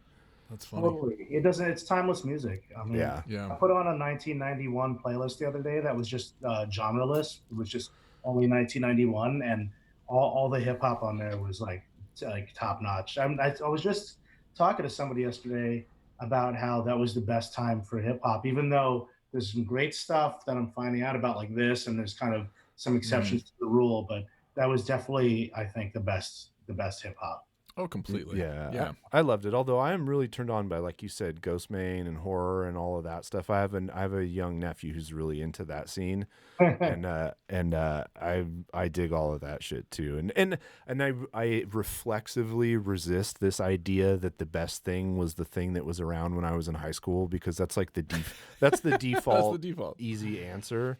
But I'm sure there's music that good and better, which I just don't know about it. You know what I mean? That's the problem. Is it was more our music listening was more curated in the 90s because we were still watching MTV, listening to the radio. Maybe dabbling in underground scenes, but it was still a scene where like you could go to the back of a music magazine and you would get like. You'd buy a tape or something would sound good, or you'd get like the mixes and things like that. It was like pre-internet. Yeah. Remember listening stations in the record store? Yeah. I worked at Tower Records. Oh, shit. I wanted to say, not to name drop, but Ghostmane is my friend's younger nephew. Oh, sick. Oh, wow. That's actually pretty funny. There's a whole story about that, but I don't know if you want to hear it, but go for it. No, Peter will shit his pants. He loves Ghostmane. So you guys should check this band out anyway. But this guy Ron Grimaldi, who's the lead singer of an amazing band from Long Island called Death Cycle, they're kind of like somewhere between like maybe Negative Approach or like I Hate God, but more on the Negative Approach side, but somewhere in the middle of all that. Death Cycle. Death Cycle. Yeah, okay. One word, Death Cycle. And these guys are ex-members of Kill Your Idols. So this guy, basically, I found out that Ghostmane was his nephew.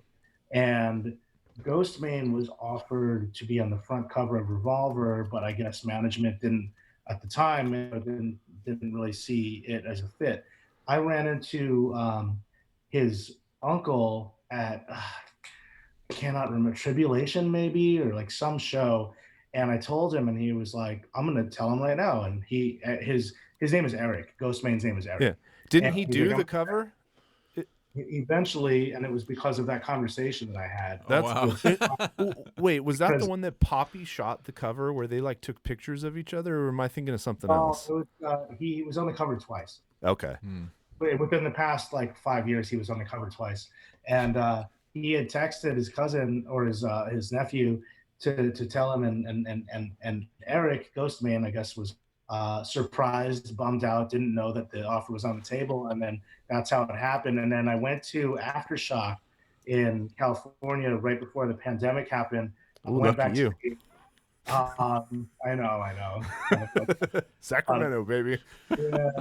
So, but I found him, and he, a lot of these times now, you guys can relate. People look like little kids to us now, right? Yeah. Like, Oh, Oh yeah. yeah. yeah, maybe we're all kind of in the same boat, and so I see him up close, and I'm like, this literally looks like a child. Yeah. You know, and I mean, I'm probably 20 years older than him, so it's like, hey, Eric, and he had his whole costume and everything on, and I said, hey, Eric, I'm friends with your uncle Ron, and he was his whole demeanor stops, and he goes, my uncle Ron, and he tells me this crazy story. I can't share it on air, but Ron That's okay. Ron basically got him into metal and all this stuff, and I don't think he's responsible for the hip hop or any of the things that he got into. But it definitely was like a conversation that I had with him, and then eventually Ron, where it was revealed that like this guy really does know what he's talking about. He's not a poser. He really does know metal, like deep metal, and he learned it from somebody that was around in the early '80s. That was at Metallica shows and Megadeth shows in the beginning. So he's legit. He's not fake. That's our job. That's our job as uncles. I took my nephews to see metal shows. I mean, this is what we do. We're gonna teach the next generation. Oh shit! I dropped my daughter off for her freshman year of college last week, and college freshmen look like 7th graders. They don't. They don't look like college freshmen at all. I was like, who are all these? Imagine, yeah. Yeah, it was kids yet, so. I love that cross pollination though, and that openness. I was talking to Nate Garrett from Spirit Adrift, and Post Malone just happened to catch them, and he's like, fucking loved them. And I just saw that he's doing a festival, and Gatecreeper's playing at the the mostly hip hop Post Malone festival, and it was just like, fuck yeah, wow. I love seeing that. He put a couple of bands on there. I mean, don't quote me. I feel like one of them might be Turnstile. I just can't remember. But that wouldn't surprise me. Yeah, I think so. Yeah, that's cool.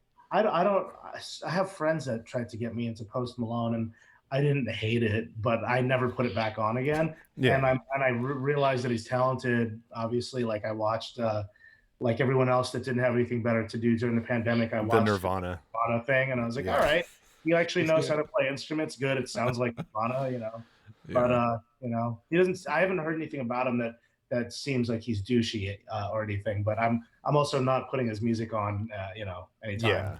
I listen to that Sunflower song a lot. Yeah, that was him, right? Your kids liked it. Yeah. Well, I think he played guitar in a metal band of some sort at some point. As part of his. Yeah. So that's what I heard is when he came from rock bands, but then hip hop was what made him money, so he naturally went that way. That's what I heard. I don't know. Yeah. And why not? And then bring the rock back into it. Sort of like someone else who was very successful this weekend. Fucking Machine Gun Kelly. Machine Gun Kelly. Oh my god! Did you see the footage of him getting fucking booed off the stage? I did. Yeah, that's actually funny too. And I ironically, the weekend that happened, my friend picked me up to go get food, and for some reason had the radio on, and that was playing when I opened up my door, and I'm like, you gotta turn that off. Yeah, no. Turn that off. Isn't he from here? I don't know. Isn't he in Oakland?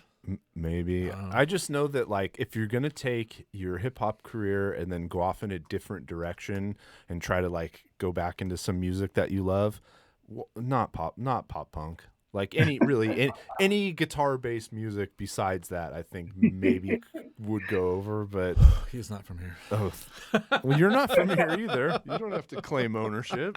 Is he from Utah? No. Okay, good. I mean, dude, I'm with you, man. That shit's pretty rough.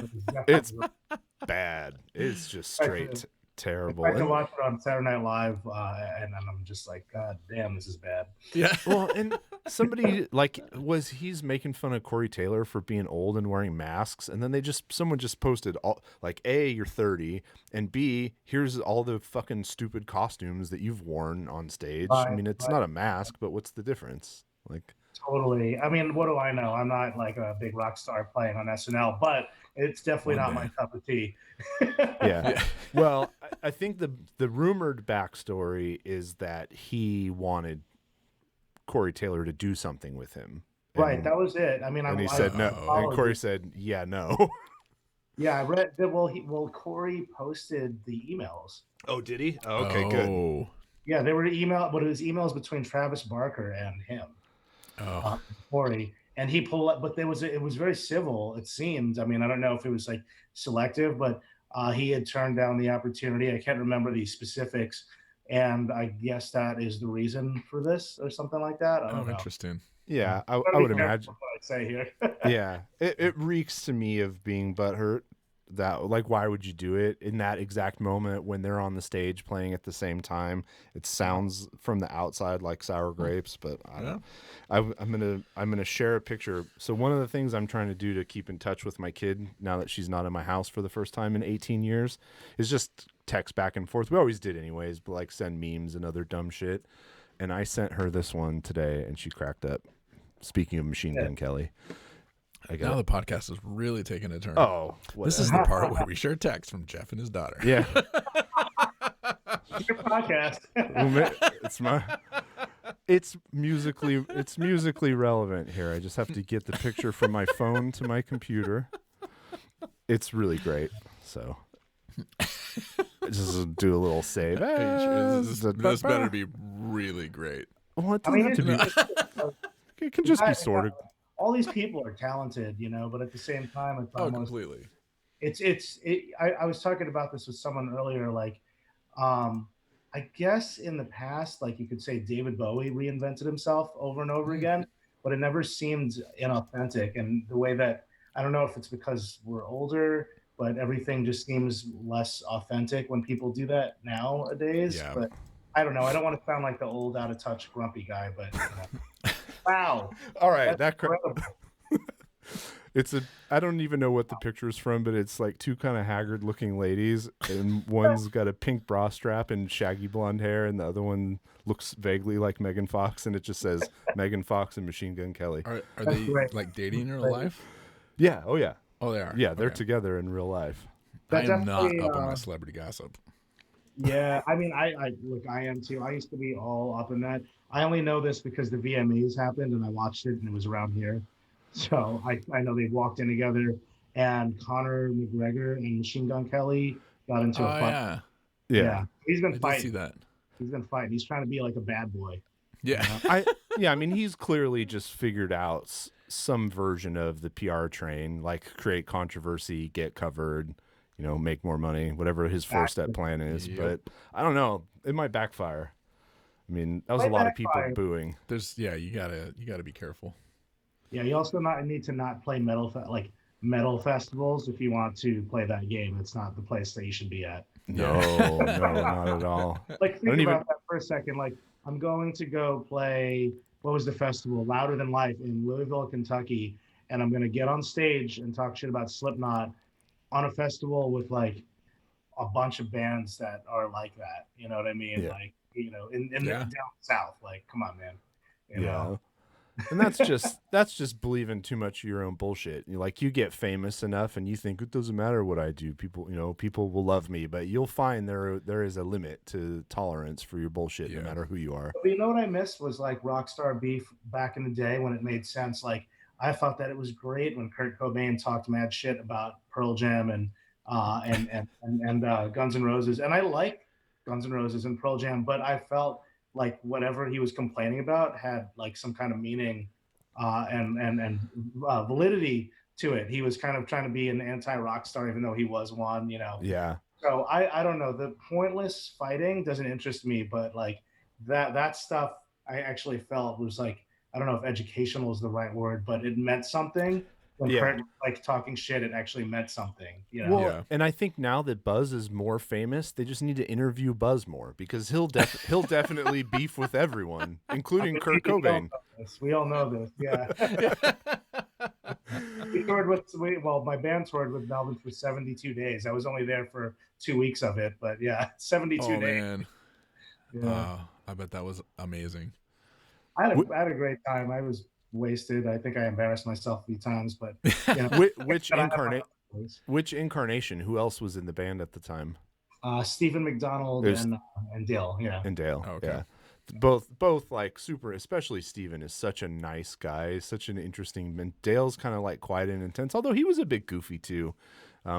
He seemed kind of sweet and goofy too. And Buzz is not like he seems most of the time when I've been around him, at least. He's totally chill. I mean, I was really kind of like, I got drunk at the first show we played with them in San Diego, and I don't know what I was thinking when I went to give him a hug. I think I got too comfortable, and he hugged me back. He was wearing his muumuu, and Yeah. the next day my bandmate said something to me. They were like, "Yeah, you got a little comfortable last night, huh?" I'm like, "What do?" What'd I do? That wouldn't have been the first time at that moment when I was new to the band and sort of like drinking more and definitely like on other things that I'm not on anymore. But they told me that when I went to hug Buzz, that he kind of looked over and he goes, "All right, well, I guess this is happening now."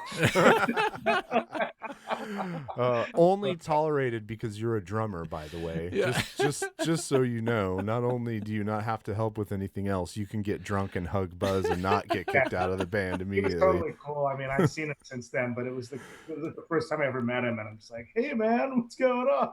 Yeah.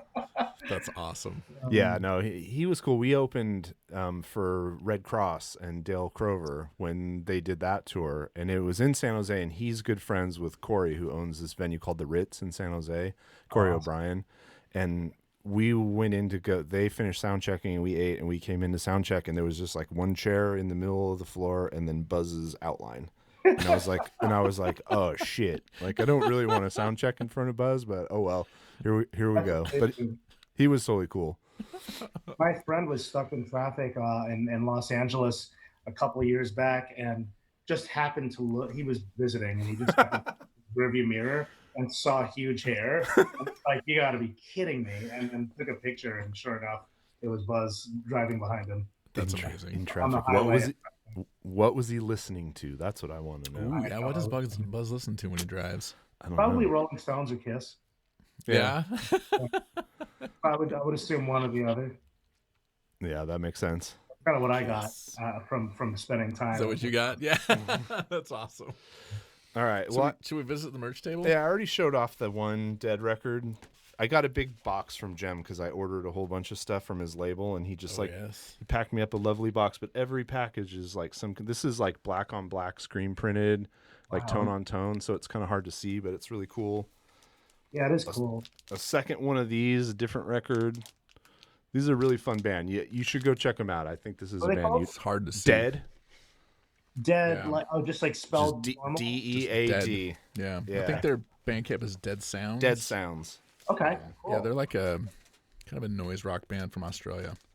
Nice. We met them because they submitted or we came across their music. I forget, and we just listened to it randomly on air and loved it. We listened to a song off of this record.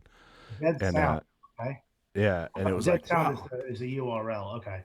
Yeah. I think so. And then his label is called We Empty Rooms, which is just basically about his experience playing. Aggressive and hard to understand music, which is they play and then everyone flees. Yeah, super good guys. And he just sent me this big old box of stuff and a sweatshirt. So I got a nice. I mean, I paid for it, but he didn't send it to me. It. Yeah, we're not getting much free shit yet. Yeah, no. Do you you shirt that you're wearing? What's up? Are you wearing a Zealand Arter shirt? I am. Yes. Zealand Arter, yes. Yeah.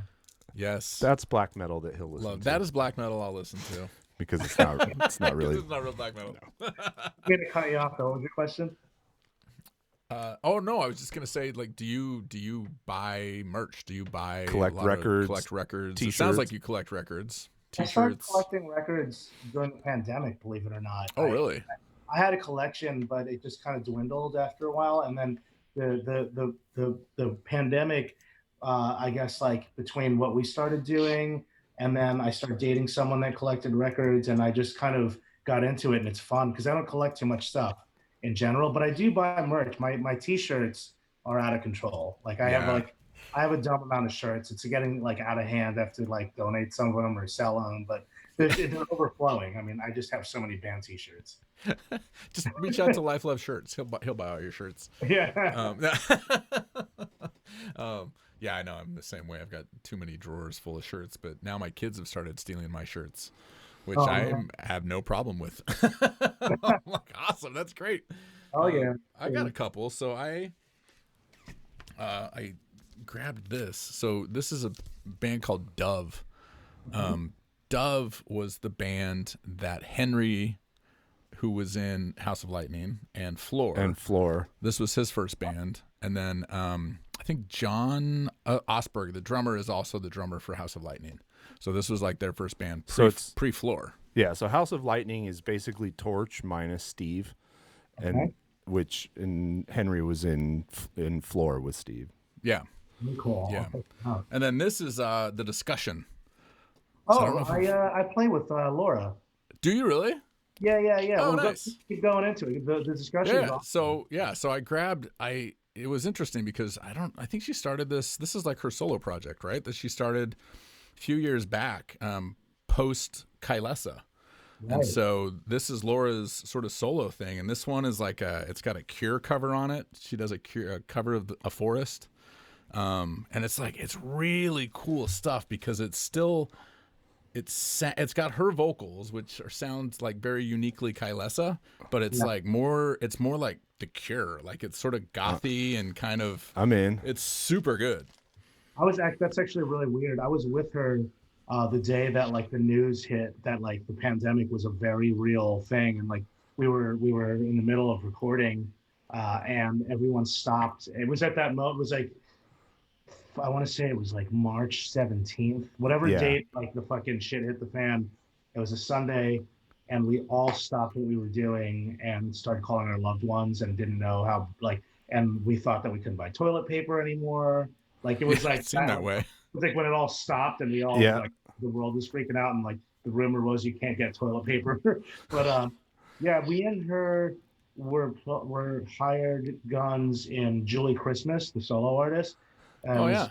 Johannes from Cult of Luna, myself on drums, Laura on guitar, and this guy Tom Tierney from a band called Tidal Arms on keys, and then Julie singing, and her partner Andrew from the band Pigs on bass.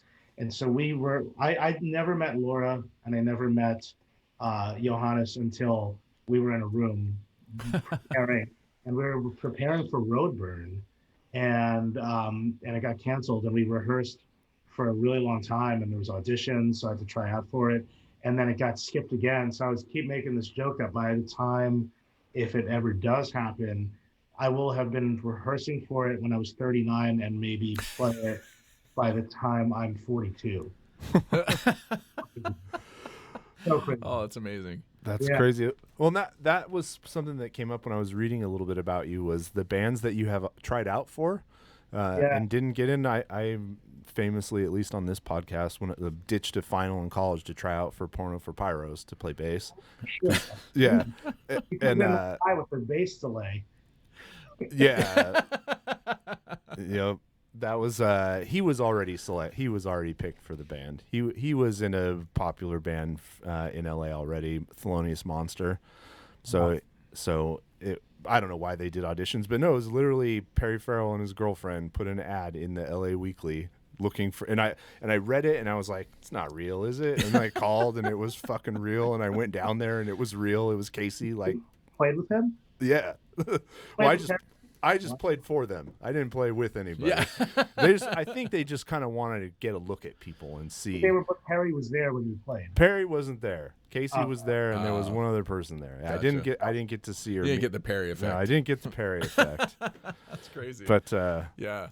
Well, and to anyone, see, I just had to pull a bunch of pictures for the best of the first year episode. Yeah. So I have all this. I have all this fun stuff at hand. Yeah. So for anyone who's looking at 48-year-old me, going, really, you auditioned for Porno for Pyros? Give me a break.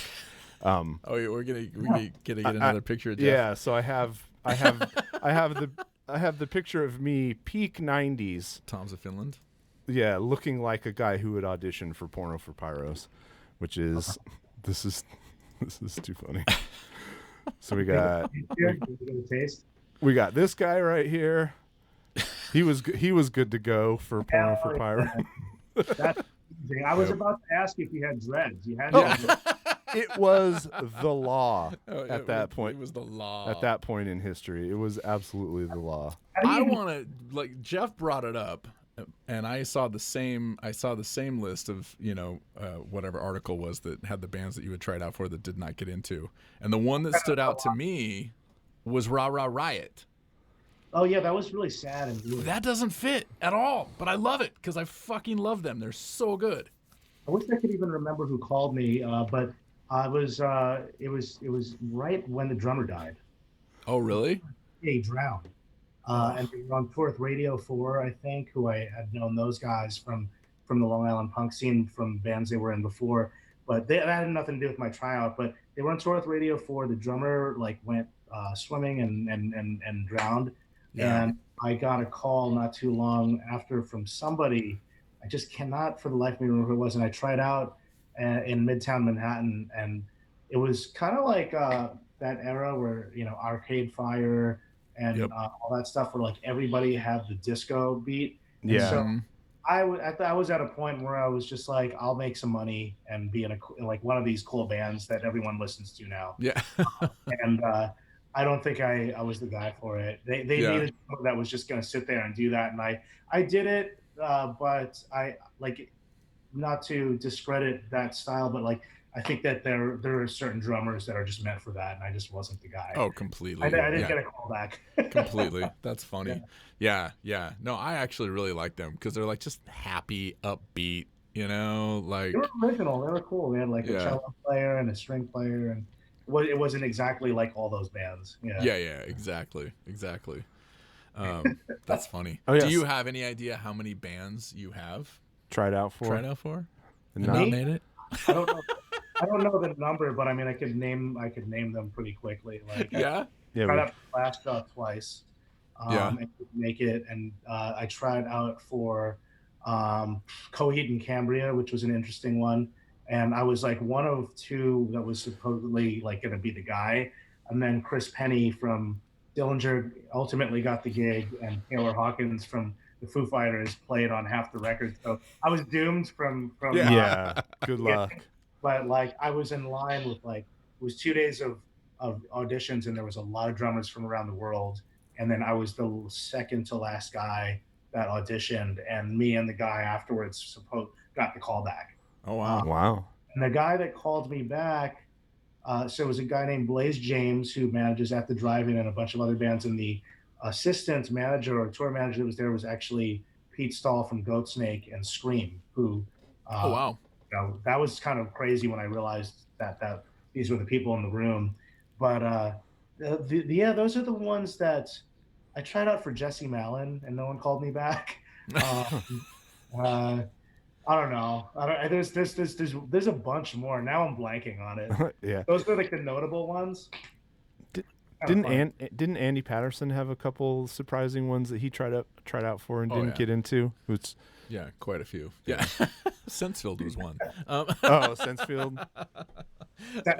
Which band? Sensefield. Sensefield. Yeah. I love Sensefield. Oh yeah, they're the best. Yeah, I absolutely love them. Yeah. Rip John. Yeah, they're amazing. Completely. Yeah. Did you happen to go to the tribute? What do they call it? The tribute. Yeah, the tribute. I missed all of them, but they were one of my favorite bands. And ironically, Monica Side, who is Chris's wife, is Spotlight's publicist. Oh wow! She's interesting. Small world. She's also the Melvins publicist. Oh wow! She's the publicist for everybody on Ipecac. Oh, gotcha. Okay, that makes sense. And her husband is the guitar player for Sensefield. Right. Yeah. Shout out to that show was insane. It was so good. There were a lot of tears shed that weekend. Yeah.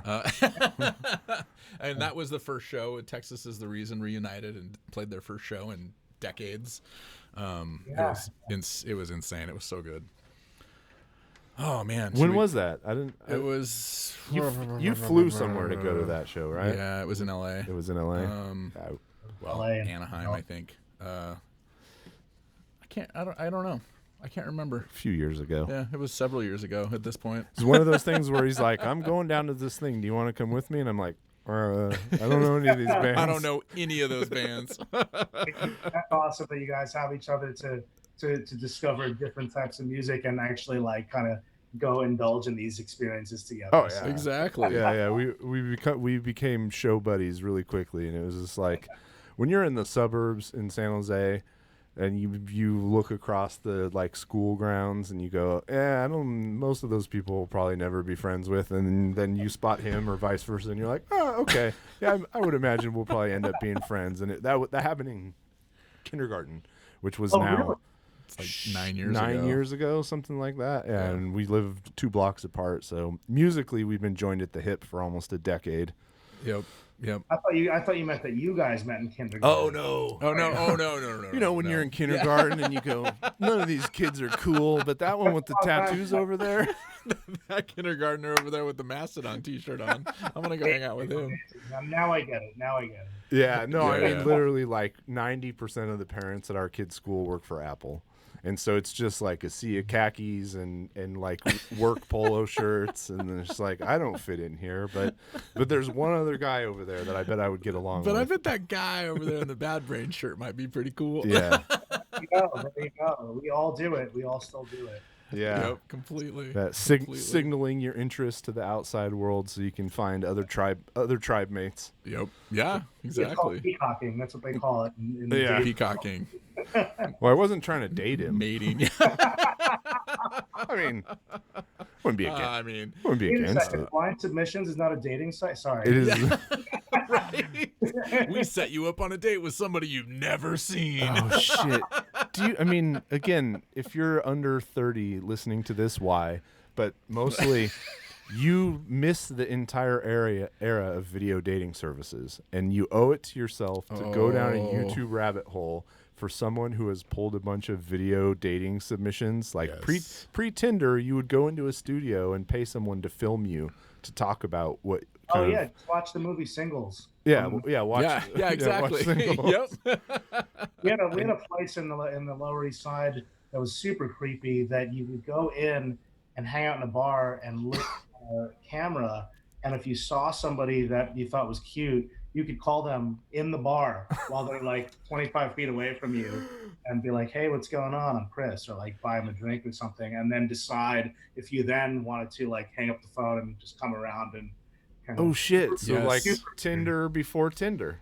Oh, there was I spent a night in the town once with a gay friend of mine in Vancouver. He took me to all the cruise bars, and there was one called Numbers. And the second you walked in the door, you got a number. And then there was giant screens, and people could send messages to numbers. And so, like, it was just like, oh, this is interesting. Wow, is this how you guys do this? This could work at Straight Bars, right? I used to be a speed dating host, guys. I had a night called "The Internet Killed Your Social Skills," and it was musical chairs speed dating. And I had a couple got married from it. A couple people fucked in the bathroom. Nice. Yeah, it was an interesting night. That's crazy. Amazing. I love the lack of guile in the gay community. It's like, fuck all this. Just put a number on, like 2. I like you. Come over here. Me. It's the rest of it. It's like it's so complicated. Most heterosexual relationships, especially at the beginning, are so fucking complicated. And I remember dreaming that I was gay, just so that my dating life could be simpler. So much easier. Yeah, so you could be like, hey, I like Bad Brains too. Yeah, exactly. Well, no, it was like, Want to go listen to the album Eye Against Eye in my house? Yeah. That's a great stereo system, and I have it on red vinyl. Yeah, imagine. Or you want to play video games all day and then screw? Sure. Sounds good. Sure, that sounds amazing. Sounds amazing. But Blynd Submyshynz really took a turn this It year. did. Yeah. It very much did. It took a very. Do you have time for one more song? Man. I've made plans for this. I have nothing else. All right. Well, then we've Love it. got 2 more. We have 2 more. We actually have Let's 2 do more. 'em. So. Okay, give it to me. All right. What's next? This is one. I don't know if I'm gonna like it. Oh, no. It's a band from Germany called Waldgeflüster. Okay. I'm here for this right now. Waldgeflüster. Okay. And the song is Am Tatzelwurm. Wow, good job on the pronunciation. I'm gonna stand up and turn my AC up a little bit. Do it. Oh yeah, go for it. I'm not leaving. He's like, fuck Waldgeflüster. Oh no, this is like nature. Oh god. It's like Please tell me this is, like, nature-focused something black that we can metal. listen to. Oh, it's these guys. Look at that. Oh. I hope this is something we can listen to. You got to grow their hair out a little bit more with a name like that hanging out in the forest. You kind of always have to be really careful with. Yeah. Okay. Yeah, did you vet these guys? not Is vet there these anything guys. problematic? I don't know. No, I think it's about nature and shit. And they Okay. have short hair. I think we're good. Yeah, it says, black metal, pagan metal, Bayerisch. Oh, okay. Well, let's try this. Totzelworm. They describe it as emotional, profound, and nature bound. So I think we're okay.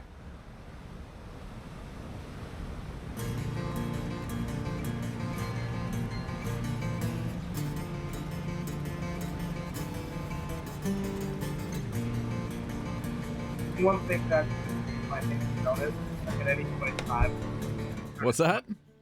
anyone hearing my name is Jonas right now? Love that song. My name is Jonas.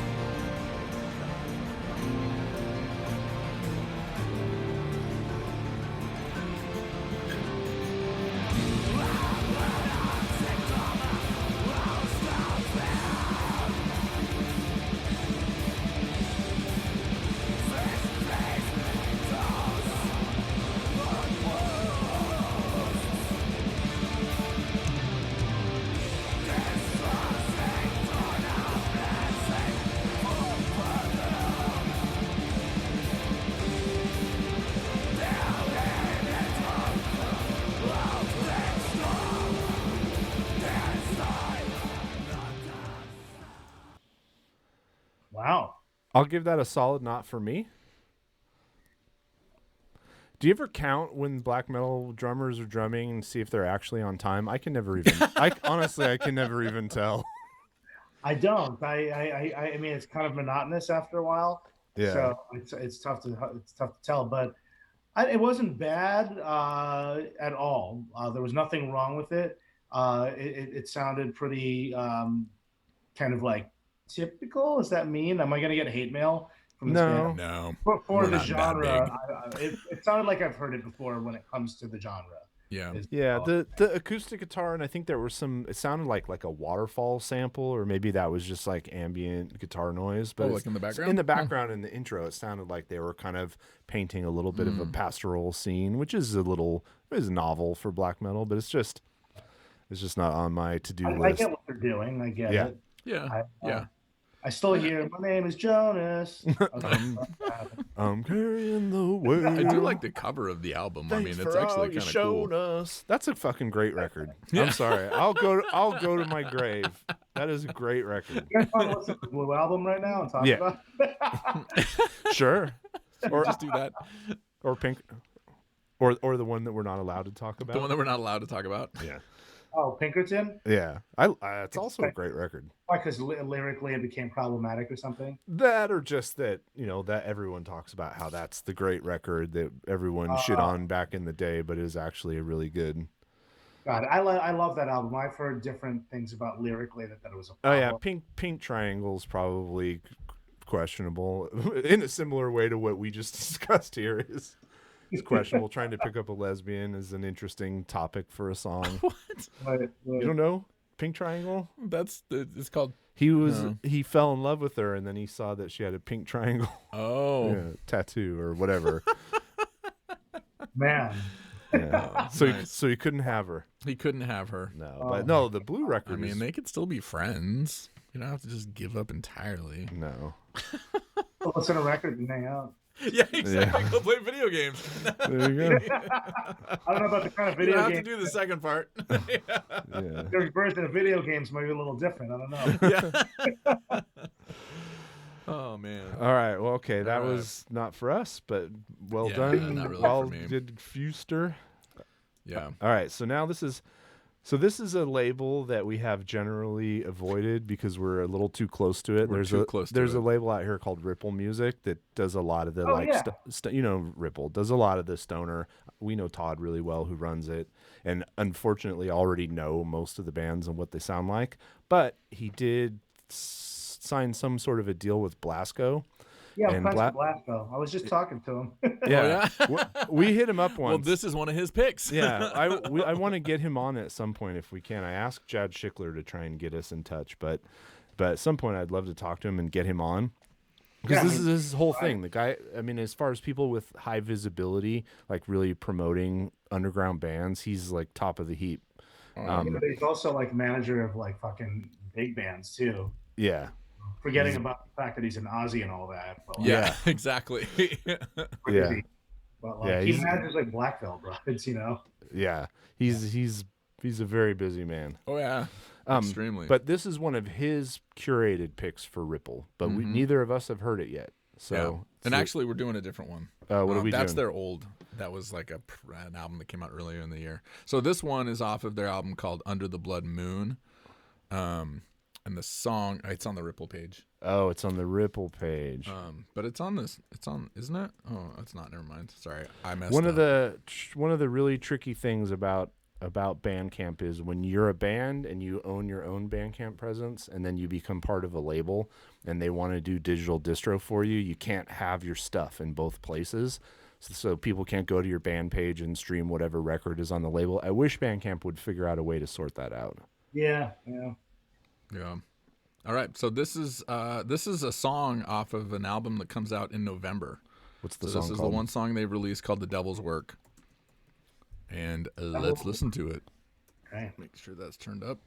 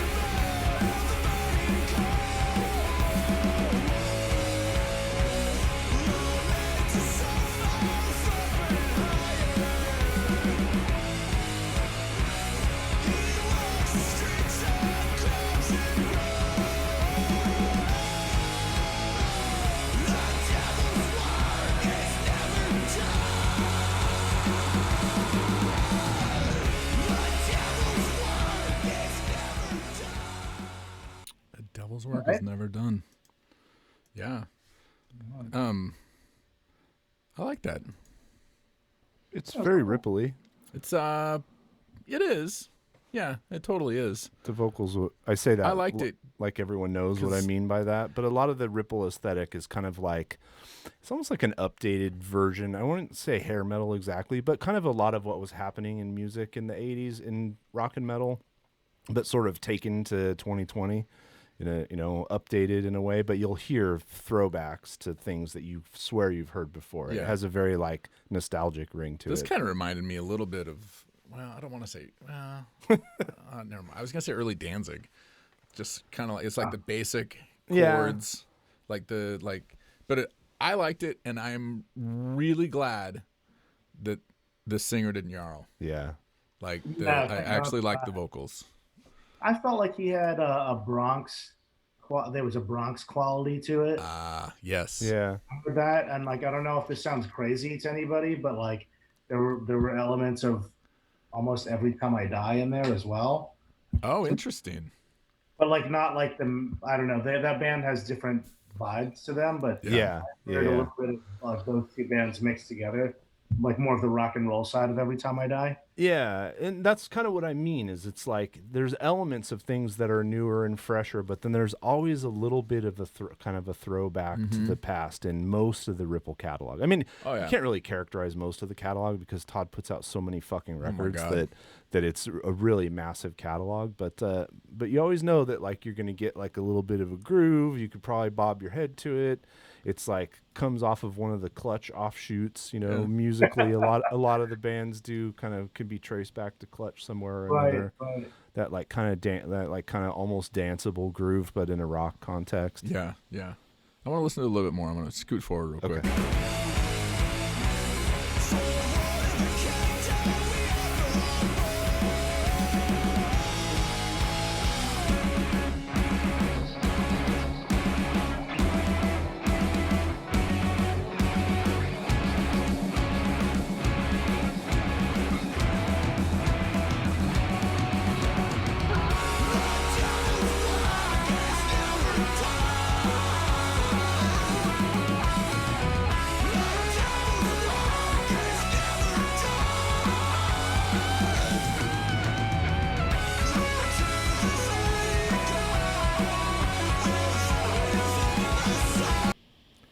All right. You could hear that on the radio. Yeah. Like that's not now. well, like rock radio. They only played 10 songs. Yeah, that's true. But that's totally radio-friendly rock right there. Yeah, it is. And I thought the drum sound was fantastic. I thought the whole production was great. Yeah. Yeah. The production was really good. Yeah, Yeah, it's good. completely. These guys got a few releases here. They are from Salem. They're from Salem, Massachusetts. They're from Massachusetts. Yes. Oh, and actually, I think this album was recorded at. Did Chris record it? No.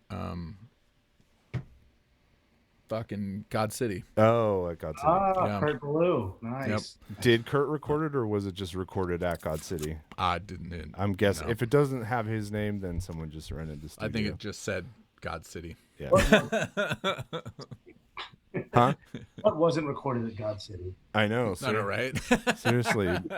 Judas Knife record was recorded at God City. There you go. Yeah. Yeah. Between God City and then God, there's a couple studios here, but the studio that we recorded Sharkbite in Oakland is like that studio has seen every band you can imagine. I was with Jeff Matz one day checking out his new cabinets, and he got a call because Sleep was recording the new record at Sharkbite. Oh, hell yeah. Like at that exact moment. So it was like the Neurosis. There's so much stuff was recorded at Sharkbite. That's fucking cool. Yeah, I love those like those secret spaces that just like you don't know about it. I mean, not Sound City specifically, but the idea that there are these studios that a small group of people know exist, and they produce this like outsized amount of really great art out of this one place and this small group of people involved in it. I love that. Yeah, me too, man. There's so many of those places all over the place, like Inner Ear Studios in DC and Jack and Dino at Reciprocal, and we had Don Fury over here in New York. Don Fury. Sylvia Massey. Yeah. We drove through Weed. I wanted to stop at her studio. And She's in Weed? Yeah. I didn't know that. Her studio is That's amazing. Toshi Kasai down in LA. Actually, he did a couple of these Dead records. So they recorded. I remember listening to that. Yeah. Yeah. Oh, nice. Yeah, it's funny the way it works, right? You go, oh, he was involved in that. It immediately like, goes, oh, okay, interest level increase because a lot of these people pick and choose. You know, they have more work than they can do, so they pick the stuff that they like, and you kind of know, well, if they like it and they had their hands in it, there's a good chance I might too. Yeah. Quality control. Yeah. Yeah. Yeah. Yeah, completely. I mean, that's, I'm not like trying to, kiss Jad's ass, but like honestly, I have yet to find a band that he's put on Blues Funeral or Magnetic Eye that I really don't like. Yeah, shout out to Jad, man, and also like really awesome that he put out Somnuri. I can't thank him enough for that, because those guys are fucking just they need to get out there more, and they are getting out there. And I know I'm supposed to say that because I'm their manager, but I just am really excited to see where that band goes from here. Oh yeah, well, I love that record. Yeah, it's so good. It's really, really good. And I mean, as an old Mastodon fan, it was basically like if you told me, in 2001, there's a band that's a lot like Mastodon, but they're from New York City. That record, that's what I would hear in my head. Yeah. Go, oh, okay. It's like if Remission was recorded in New York City by Yeah. a bunch of New Yorkers. yeah. Like, it didn't include a guy who played the banjo and had to chicken pick on every song. Like, oh, it would sound like this. Okay, makes sense. No, for sure. They definitely have that mixed with like their own like kind of twist around it. And I think that being from New York is probably that twist that you're talking about, because every area, like you hear something, you know, it's from like the South. You hear something and you know it's from the West Coast. And there's definitely also that in metal now too. It's not just in hip hop and hardcore, which is all very New York and all that. You know, when you hear a punk band from LA and New York, that there's a big difference there. And I think metal has finally gotten that sort of voice, if you will. Like, I don't think Imperial Triumphant sounds like Somnuri or vice versa, but they both sound like New York. Yeah, Liturgy. Yeah. I mean, there's so many, you know, at this point that you can kind of put your finger on and be like, these are New York metal bands. You know? Yeah, when I talked to Steve from Imperial Triumphant, and I mean, they've put this out in press releases or whatever, but they said, you know, we want something that sounds as insane and ugly and amazing as New York, as the city itself sounds. Like, we're trying to capture the vibe and the sound of New York City on a record, and I totally get that. Portland is a new one, right? So Portland never really had much of a musical identity in rock or metal. But I would say in the last 10 years, Portland's like a premier metal city, and I know what a Portland band sounds like, even in different genres. You can pick them out. It certainly has become that, and New York is for me what my existence is all about when it comes to music. Like, I love music from all over the place. DC is probably one of my favorites of all time when it comes to music, but I love the music that comes out of here, and that's why I manage the bands that I manage, you know. And like we just this past weekend, you know, I saw a soul singer named Fiona Silver, who's amazing.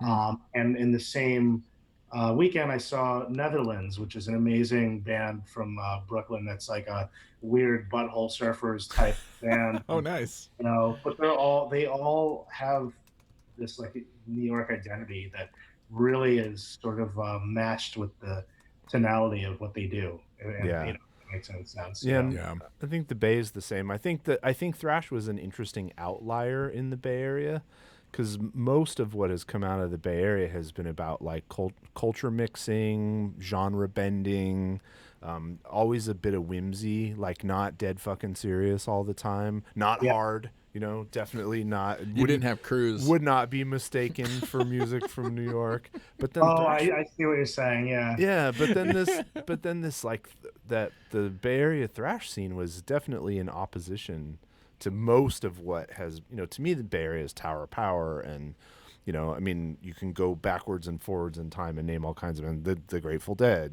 like it's like fucking wacky and out there. And then you had this like straightforward, like kind of angry, brainy dudes cranking out this really intense music that didn't match the intensity of everything else going around. It was a weird scene. That's what you get when you get a bunch of punks that make metal. Oh yeah, totally, that too. Yeah. The sound of New York to me was so obvious back in the day. It was like an Unsane record. Any Unsane record is a sound of New York City. Any record is a sound of New York City. Cop Shoot Cop, you know, all these sort of like records from back then. But then so is fucking Agnostic Front and Sick of It All and all that stuff, you know. Yeah. I just love that. And, you know, it's a little different now, but it's changed. The city's changed. So, you know, they have their own sound now. It's something else. But that's the sound for me, is that shit, you know. I would hear Unsane and picture Bowery, you know, or like St. Mark's Street or something. Yeah, well, and speaking of the hardcore identity and how many of those people have changed over time, when we had Armand from Sick of It All on, we did a beer tasting, essentially. Yeah. I love Armand. Yeah, so it was like, okay. Yeah. Everybody grew up and went in different directions. We sent him a big old box of beer, and he enjoyed the hell out of it. I think he actually really liked it, because I think this is one of the first podcasts he's been on where we didn't just talk about hardcore the whole time. Like, we actually talked about beer and his family. And like, it's really funny because he sits at my the drummer for Total Meltdown is a big pop. He's a very popular beer person in New York and owns a place called Beer Street, and Armand is a regular there. Oh, really? That's how I met him. But the first show I ever saw without my parents with me was Sick of It All, opening up for Hell. Speaking of New York, yeah, I mean, that's another one. Insane show, man. Wow. It was like 1994 or something, or it was like Helmet on the Betty tour with Sick of It All, Scratch the Surface, like crazy, crazy shit, man. That would have been crazy. Yeah. Those are two heads. Wow. Yeah. I did listen to Helmet like in their original time. That was one of the Helmet and Fugazi were two bands that, even though their overall scene wasn't my thing, that I found and liked anyways. Helmet, I think, to me, was one of those bands that, because they put out, what was that first album that they put out that had like a weird sculpture on the front, and it was like a black and white. I think it might have even been an EP, but they put out this album, and I remember all of like the metal and the hardcore kids loved it. It had that crossover appeal, and then they put out Meantime. And then all of a sudden everybody, and you're just like, I remember Helmet being one of those first bands that was like, fuck no, you don't get Helmet. Like, you play football. Like, you know, like. Yeah. Come on, strap it on. Yeah. Yeah, but I know. Yeah. Yeah, when you like take ownership of a band that's in the underground and through no fault of their own, just making the music they want to make, they like open up the curtain to a bunch of dickheads. Yeah. Exactly. No, you don't get this band. You're not allowed. But at the same time, you're like, but I want them to be successful. Yeah. Man, that goes for so many bands, because I mean, fuck, like that is definitely what led to the Limp Bizkits of the world, whether we realize it or not, or want to admit it. I mean, and easy. That's I think they know that. I mean, that's not a diss on them. I love Helmet. They're one of my favorite bands of all time, but you know, everything starts somewhere. Yeah. Well, I was pissed about Limp Bizkit and that whole scene, because the Bay Area had a really thriving like funk metal scene that was very different from what that became. You know, it had a lot. Yeah, and Fungo Mungo, the Limbo Maniacs, Psychofunkopus. There were all these bands, and they were rapping and singing sometimes, but mostly rapping over kind of like groovy metal beats. The fucking bass player for Third Eye Blind was the bass player for Fungo Mungo, which was like the Oakland funk metal band that was super popular. And then Your Faith No More too, you know. Out there, but and I mean, over here we had like Orange 9mm. You know, they're still one of my all-time favorites. Yeah. I fucking love them.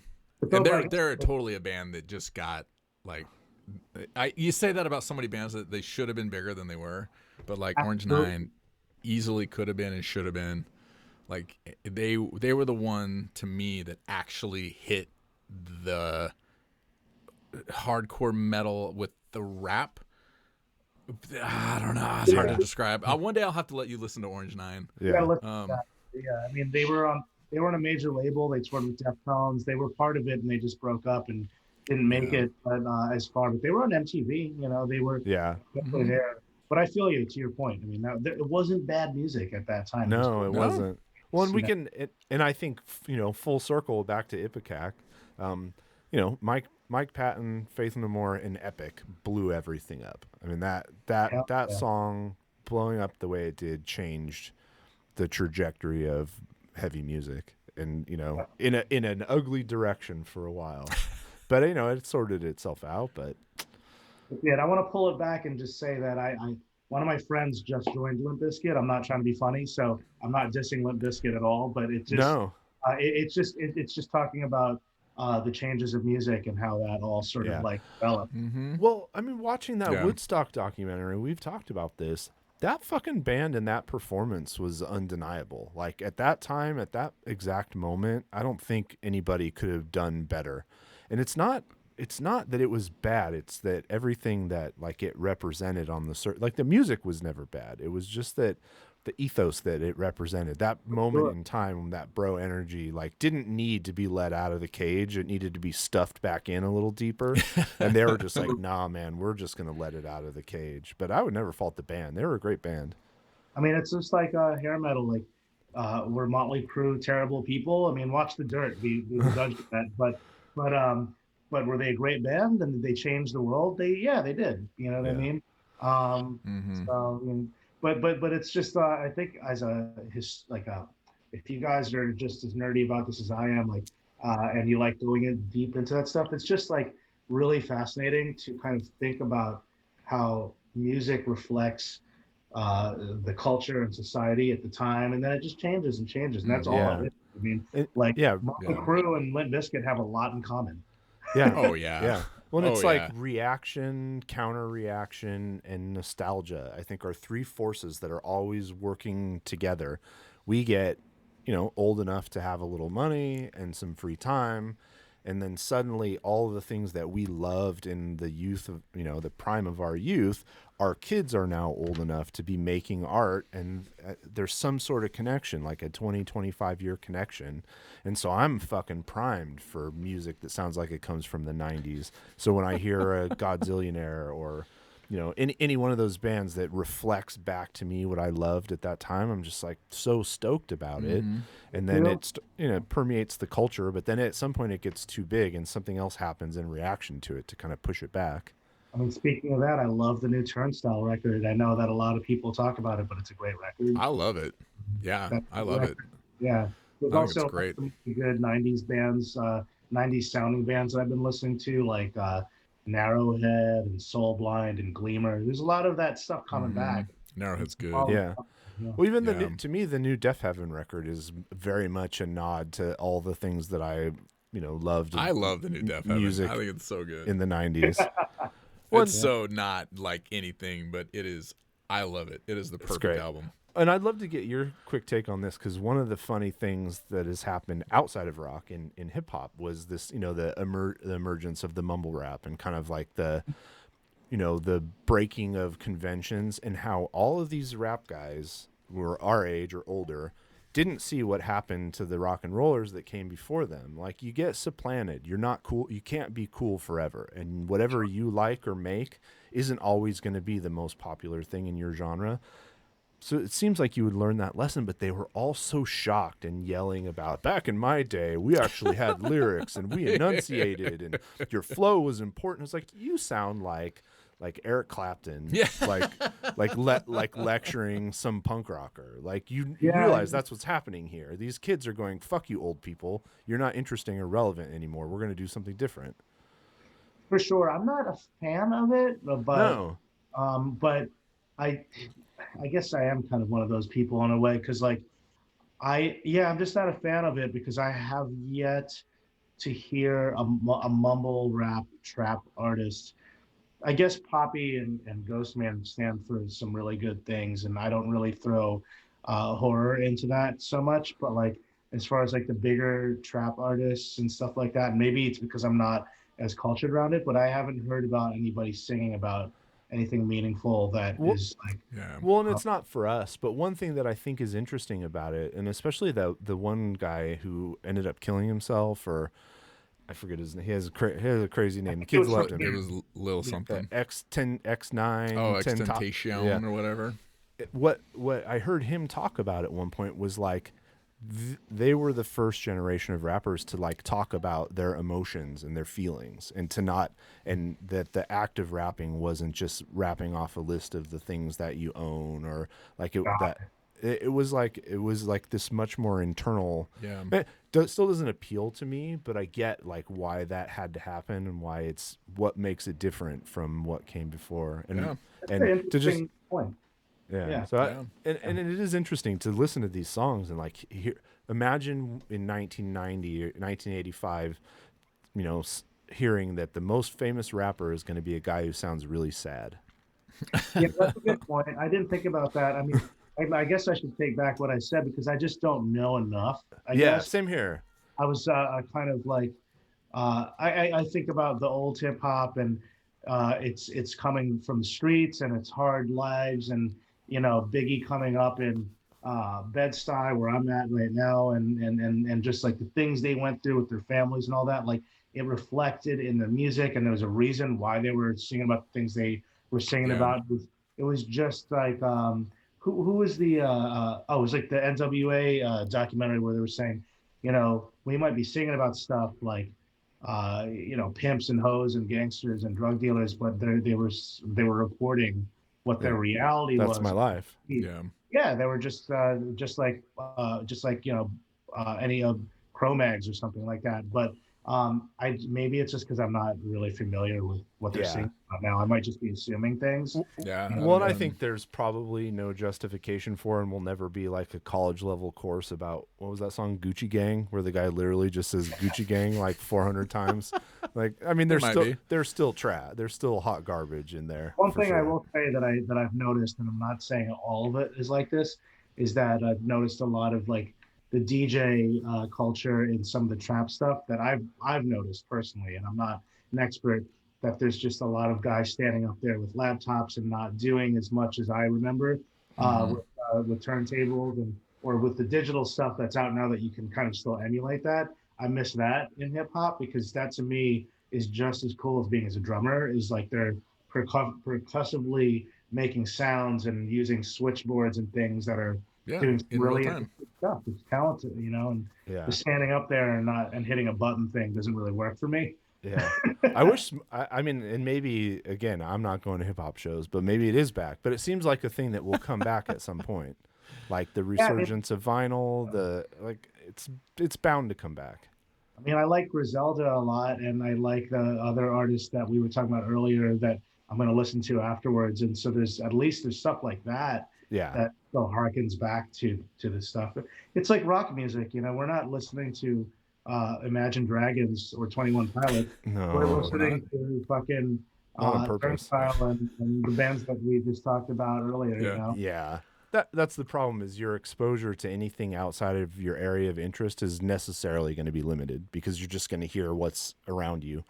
Having kids affects that a little bit, because you hear what they listen to, and they'll deep dive into genres that you're not necessarily interested in. So we have learned a lot about different kinds of music than what we listen to regularly. Yes. And some of it's fucking weird. All, man.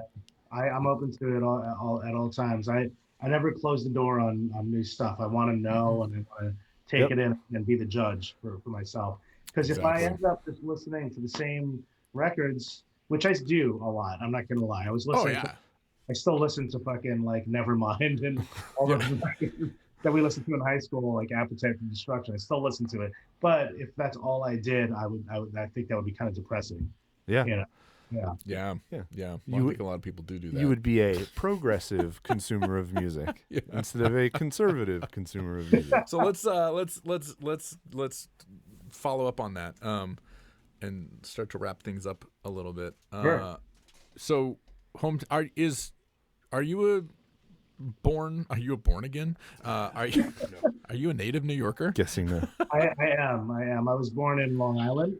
And my family has been in New York City even prior to that, and now they're back in the city, and now I'm in the city. So we're all within I'm within 30 minutes of where I was born.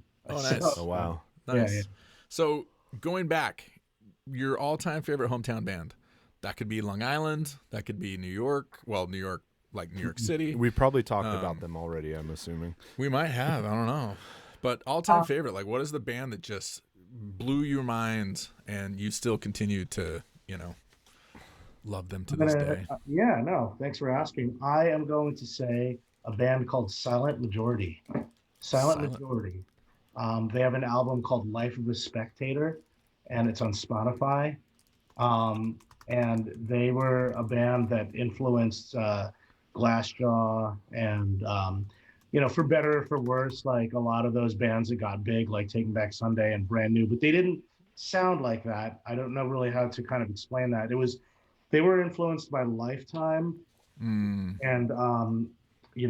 Avail and 7 Seconds and Fugazi, and it was melodic hardcore with a bit of punk in there, and they just but the other twist to it was that there were members of the band that were listening to Jawbox and Rodan and Slint and weird off-kilter sort of Discord type stuff. So they took a style, and just it morphed, and a lot of bands that got big were influenced by them, and they were the kings of the Long Island hardcore scene in the 90s. Like Oh, they were interesting. around from like the early 90s, and they broke up in like maybe they broke up in 2000 or 1999.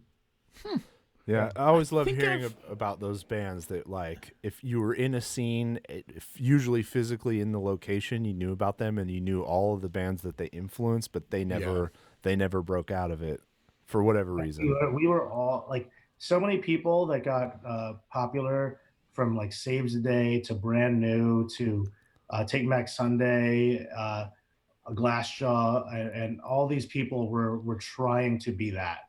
Oh wow. They were all there watching them and taking mental notes, and admitted it even through later on, and even mentioned it in alternative press who influenced you. And so if you were from Long Island and you were between like 30 and 45, that was the band for you. Interesting. Interesting. I'm gonna have to check them out. Yeah, there was. Check 'em out. I swear I've heard of them, but they sound really familiar. Yeah. But I'm gonna have to dig in. Yeah, in San Jose, before Sleep broke, there was a band at the same rehearsal studio as them called Dear Deceased, and that's the band here in the Bay Area, and kind of in the beginnings of the like new wave of stoner and doom that Sleep brought on, was the band that we all thought was going to blow up, that everybody loved. And they're like, oh yeah, Sleep, they're fine, but like fucking Dear Deceased, man, that's the band we all wanted to be. And they made one record, and I'm trying to get access to like the masters of The it so that recordings. we can I have to find that. That's cool. do something with it.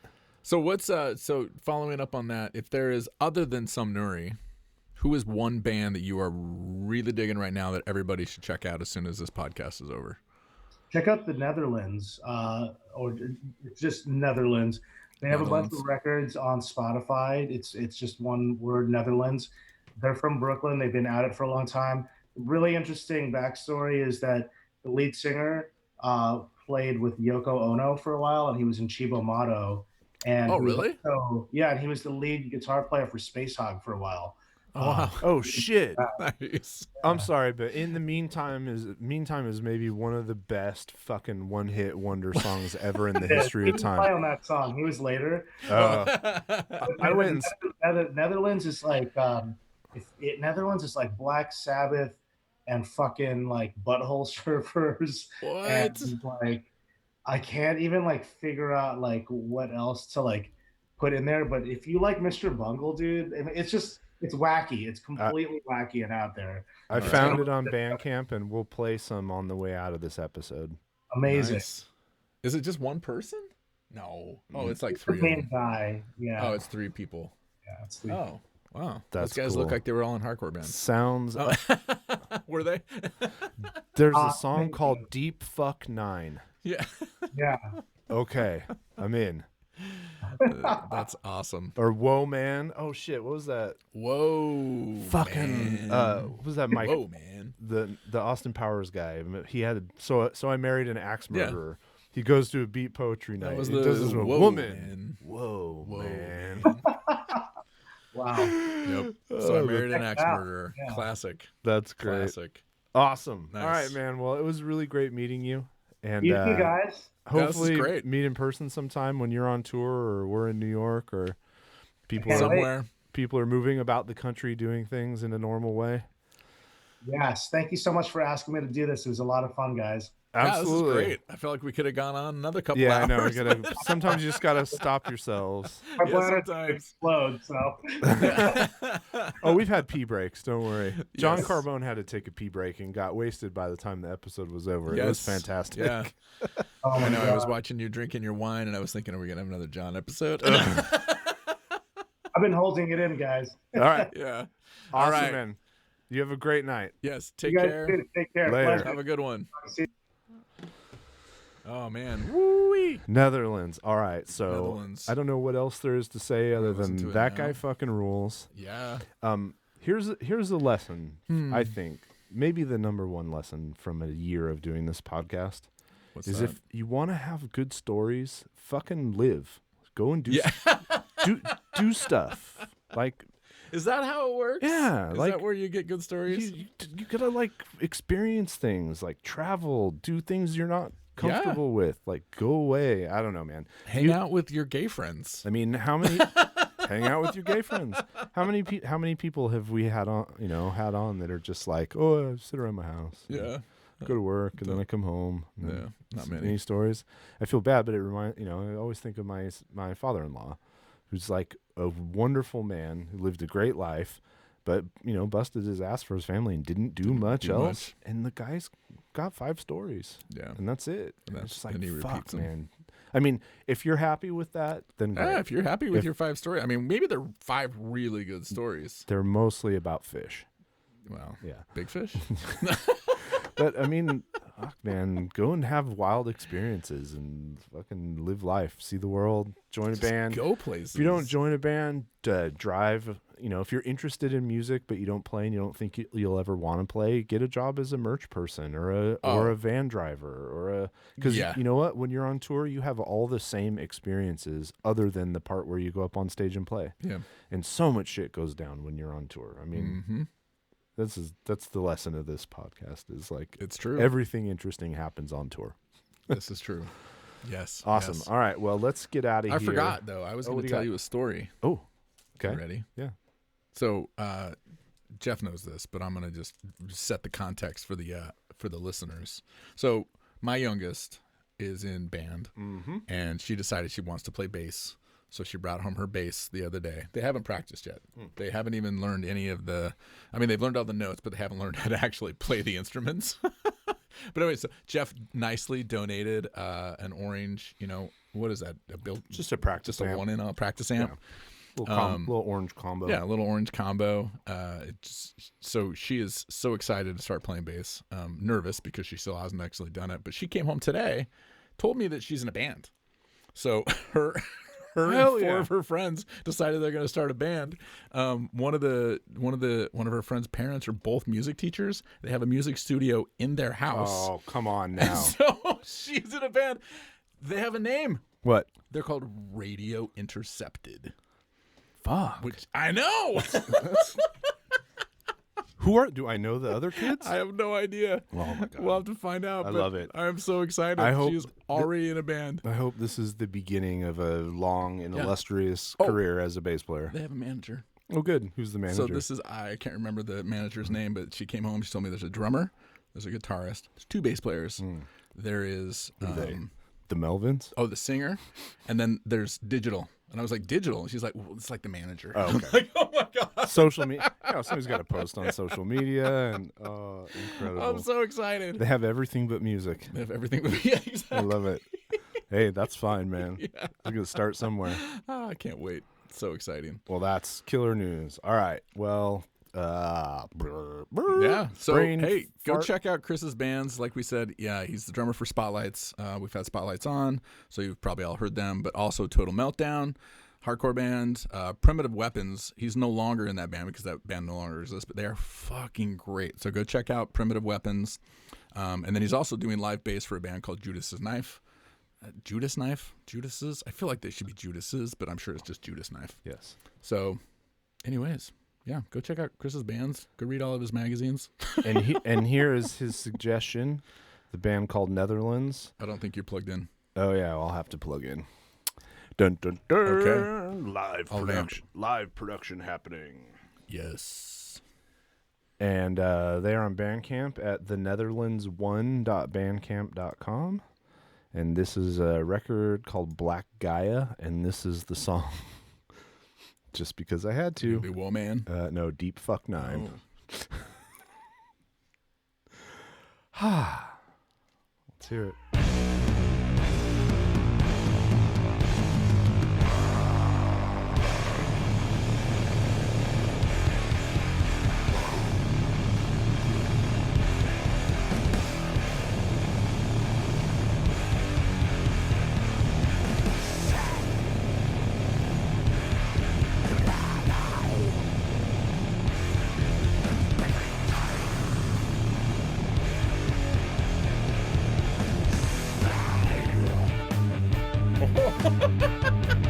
That was a change up. Fantastic, Chris.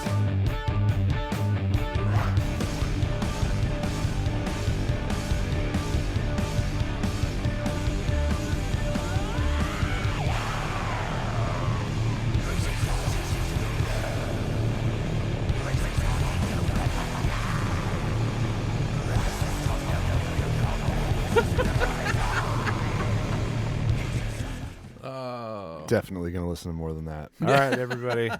That was today's episode of Blynd Submyshynz.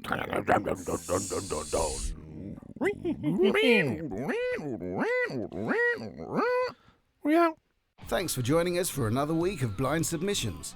See episode description for the links to all artists discussed in this episode, and visit their sites to support them directly by buying their music and merch.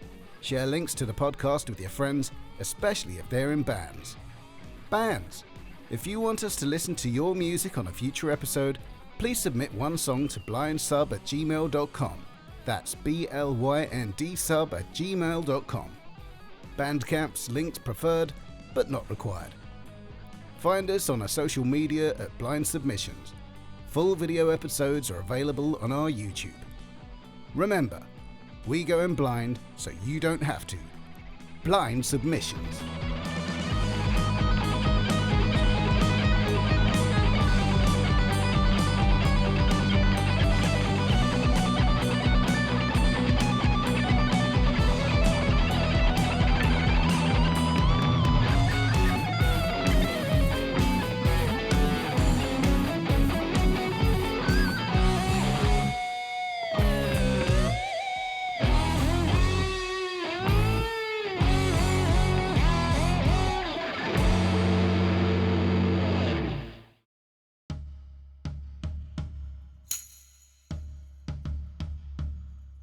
It's Blynd Submyshynz with Jeff and JD, Jeff and JD, JD and Jeff, JD and Jeff. Blynd Submyshynz with Jeff and JD, Jeff and JD, JD and Jeff, JD and Jeff.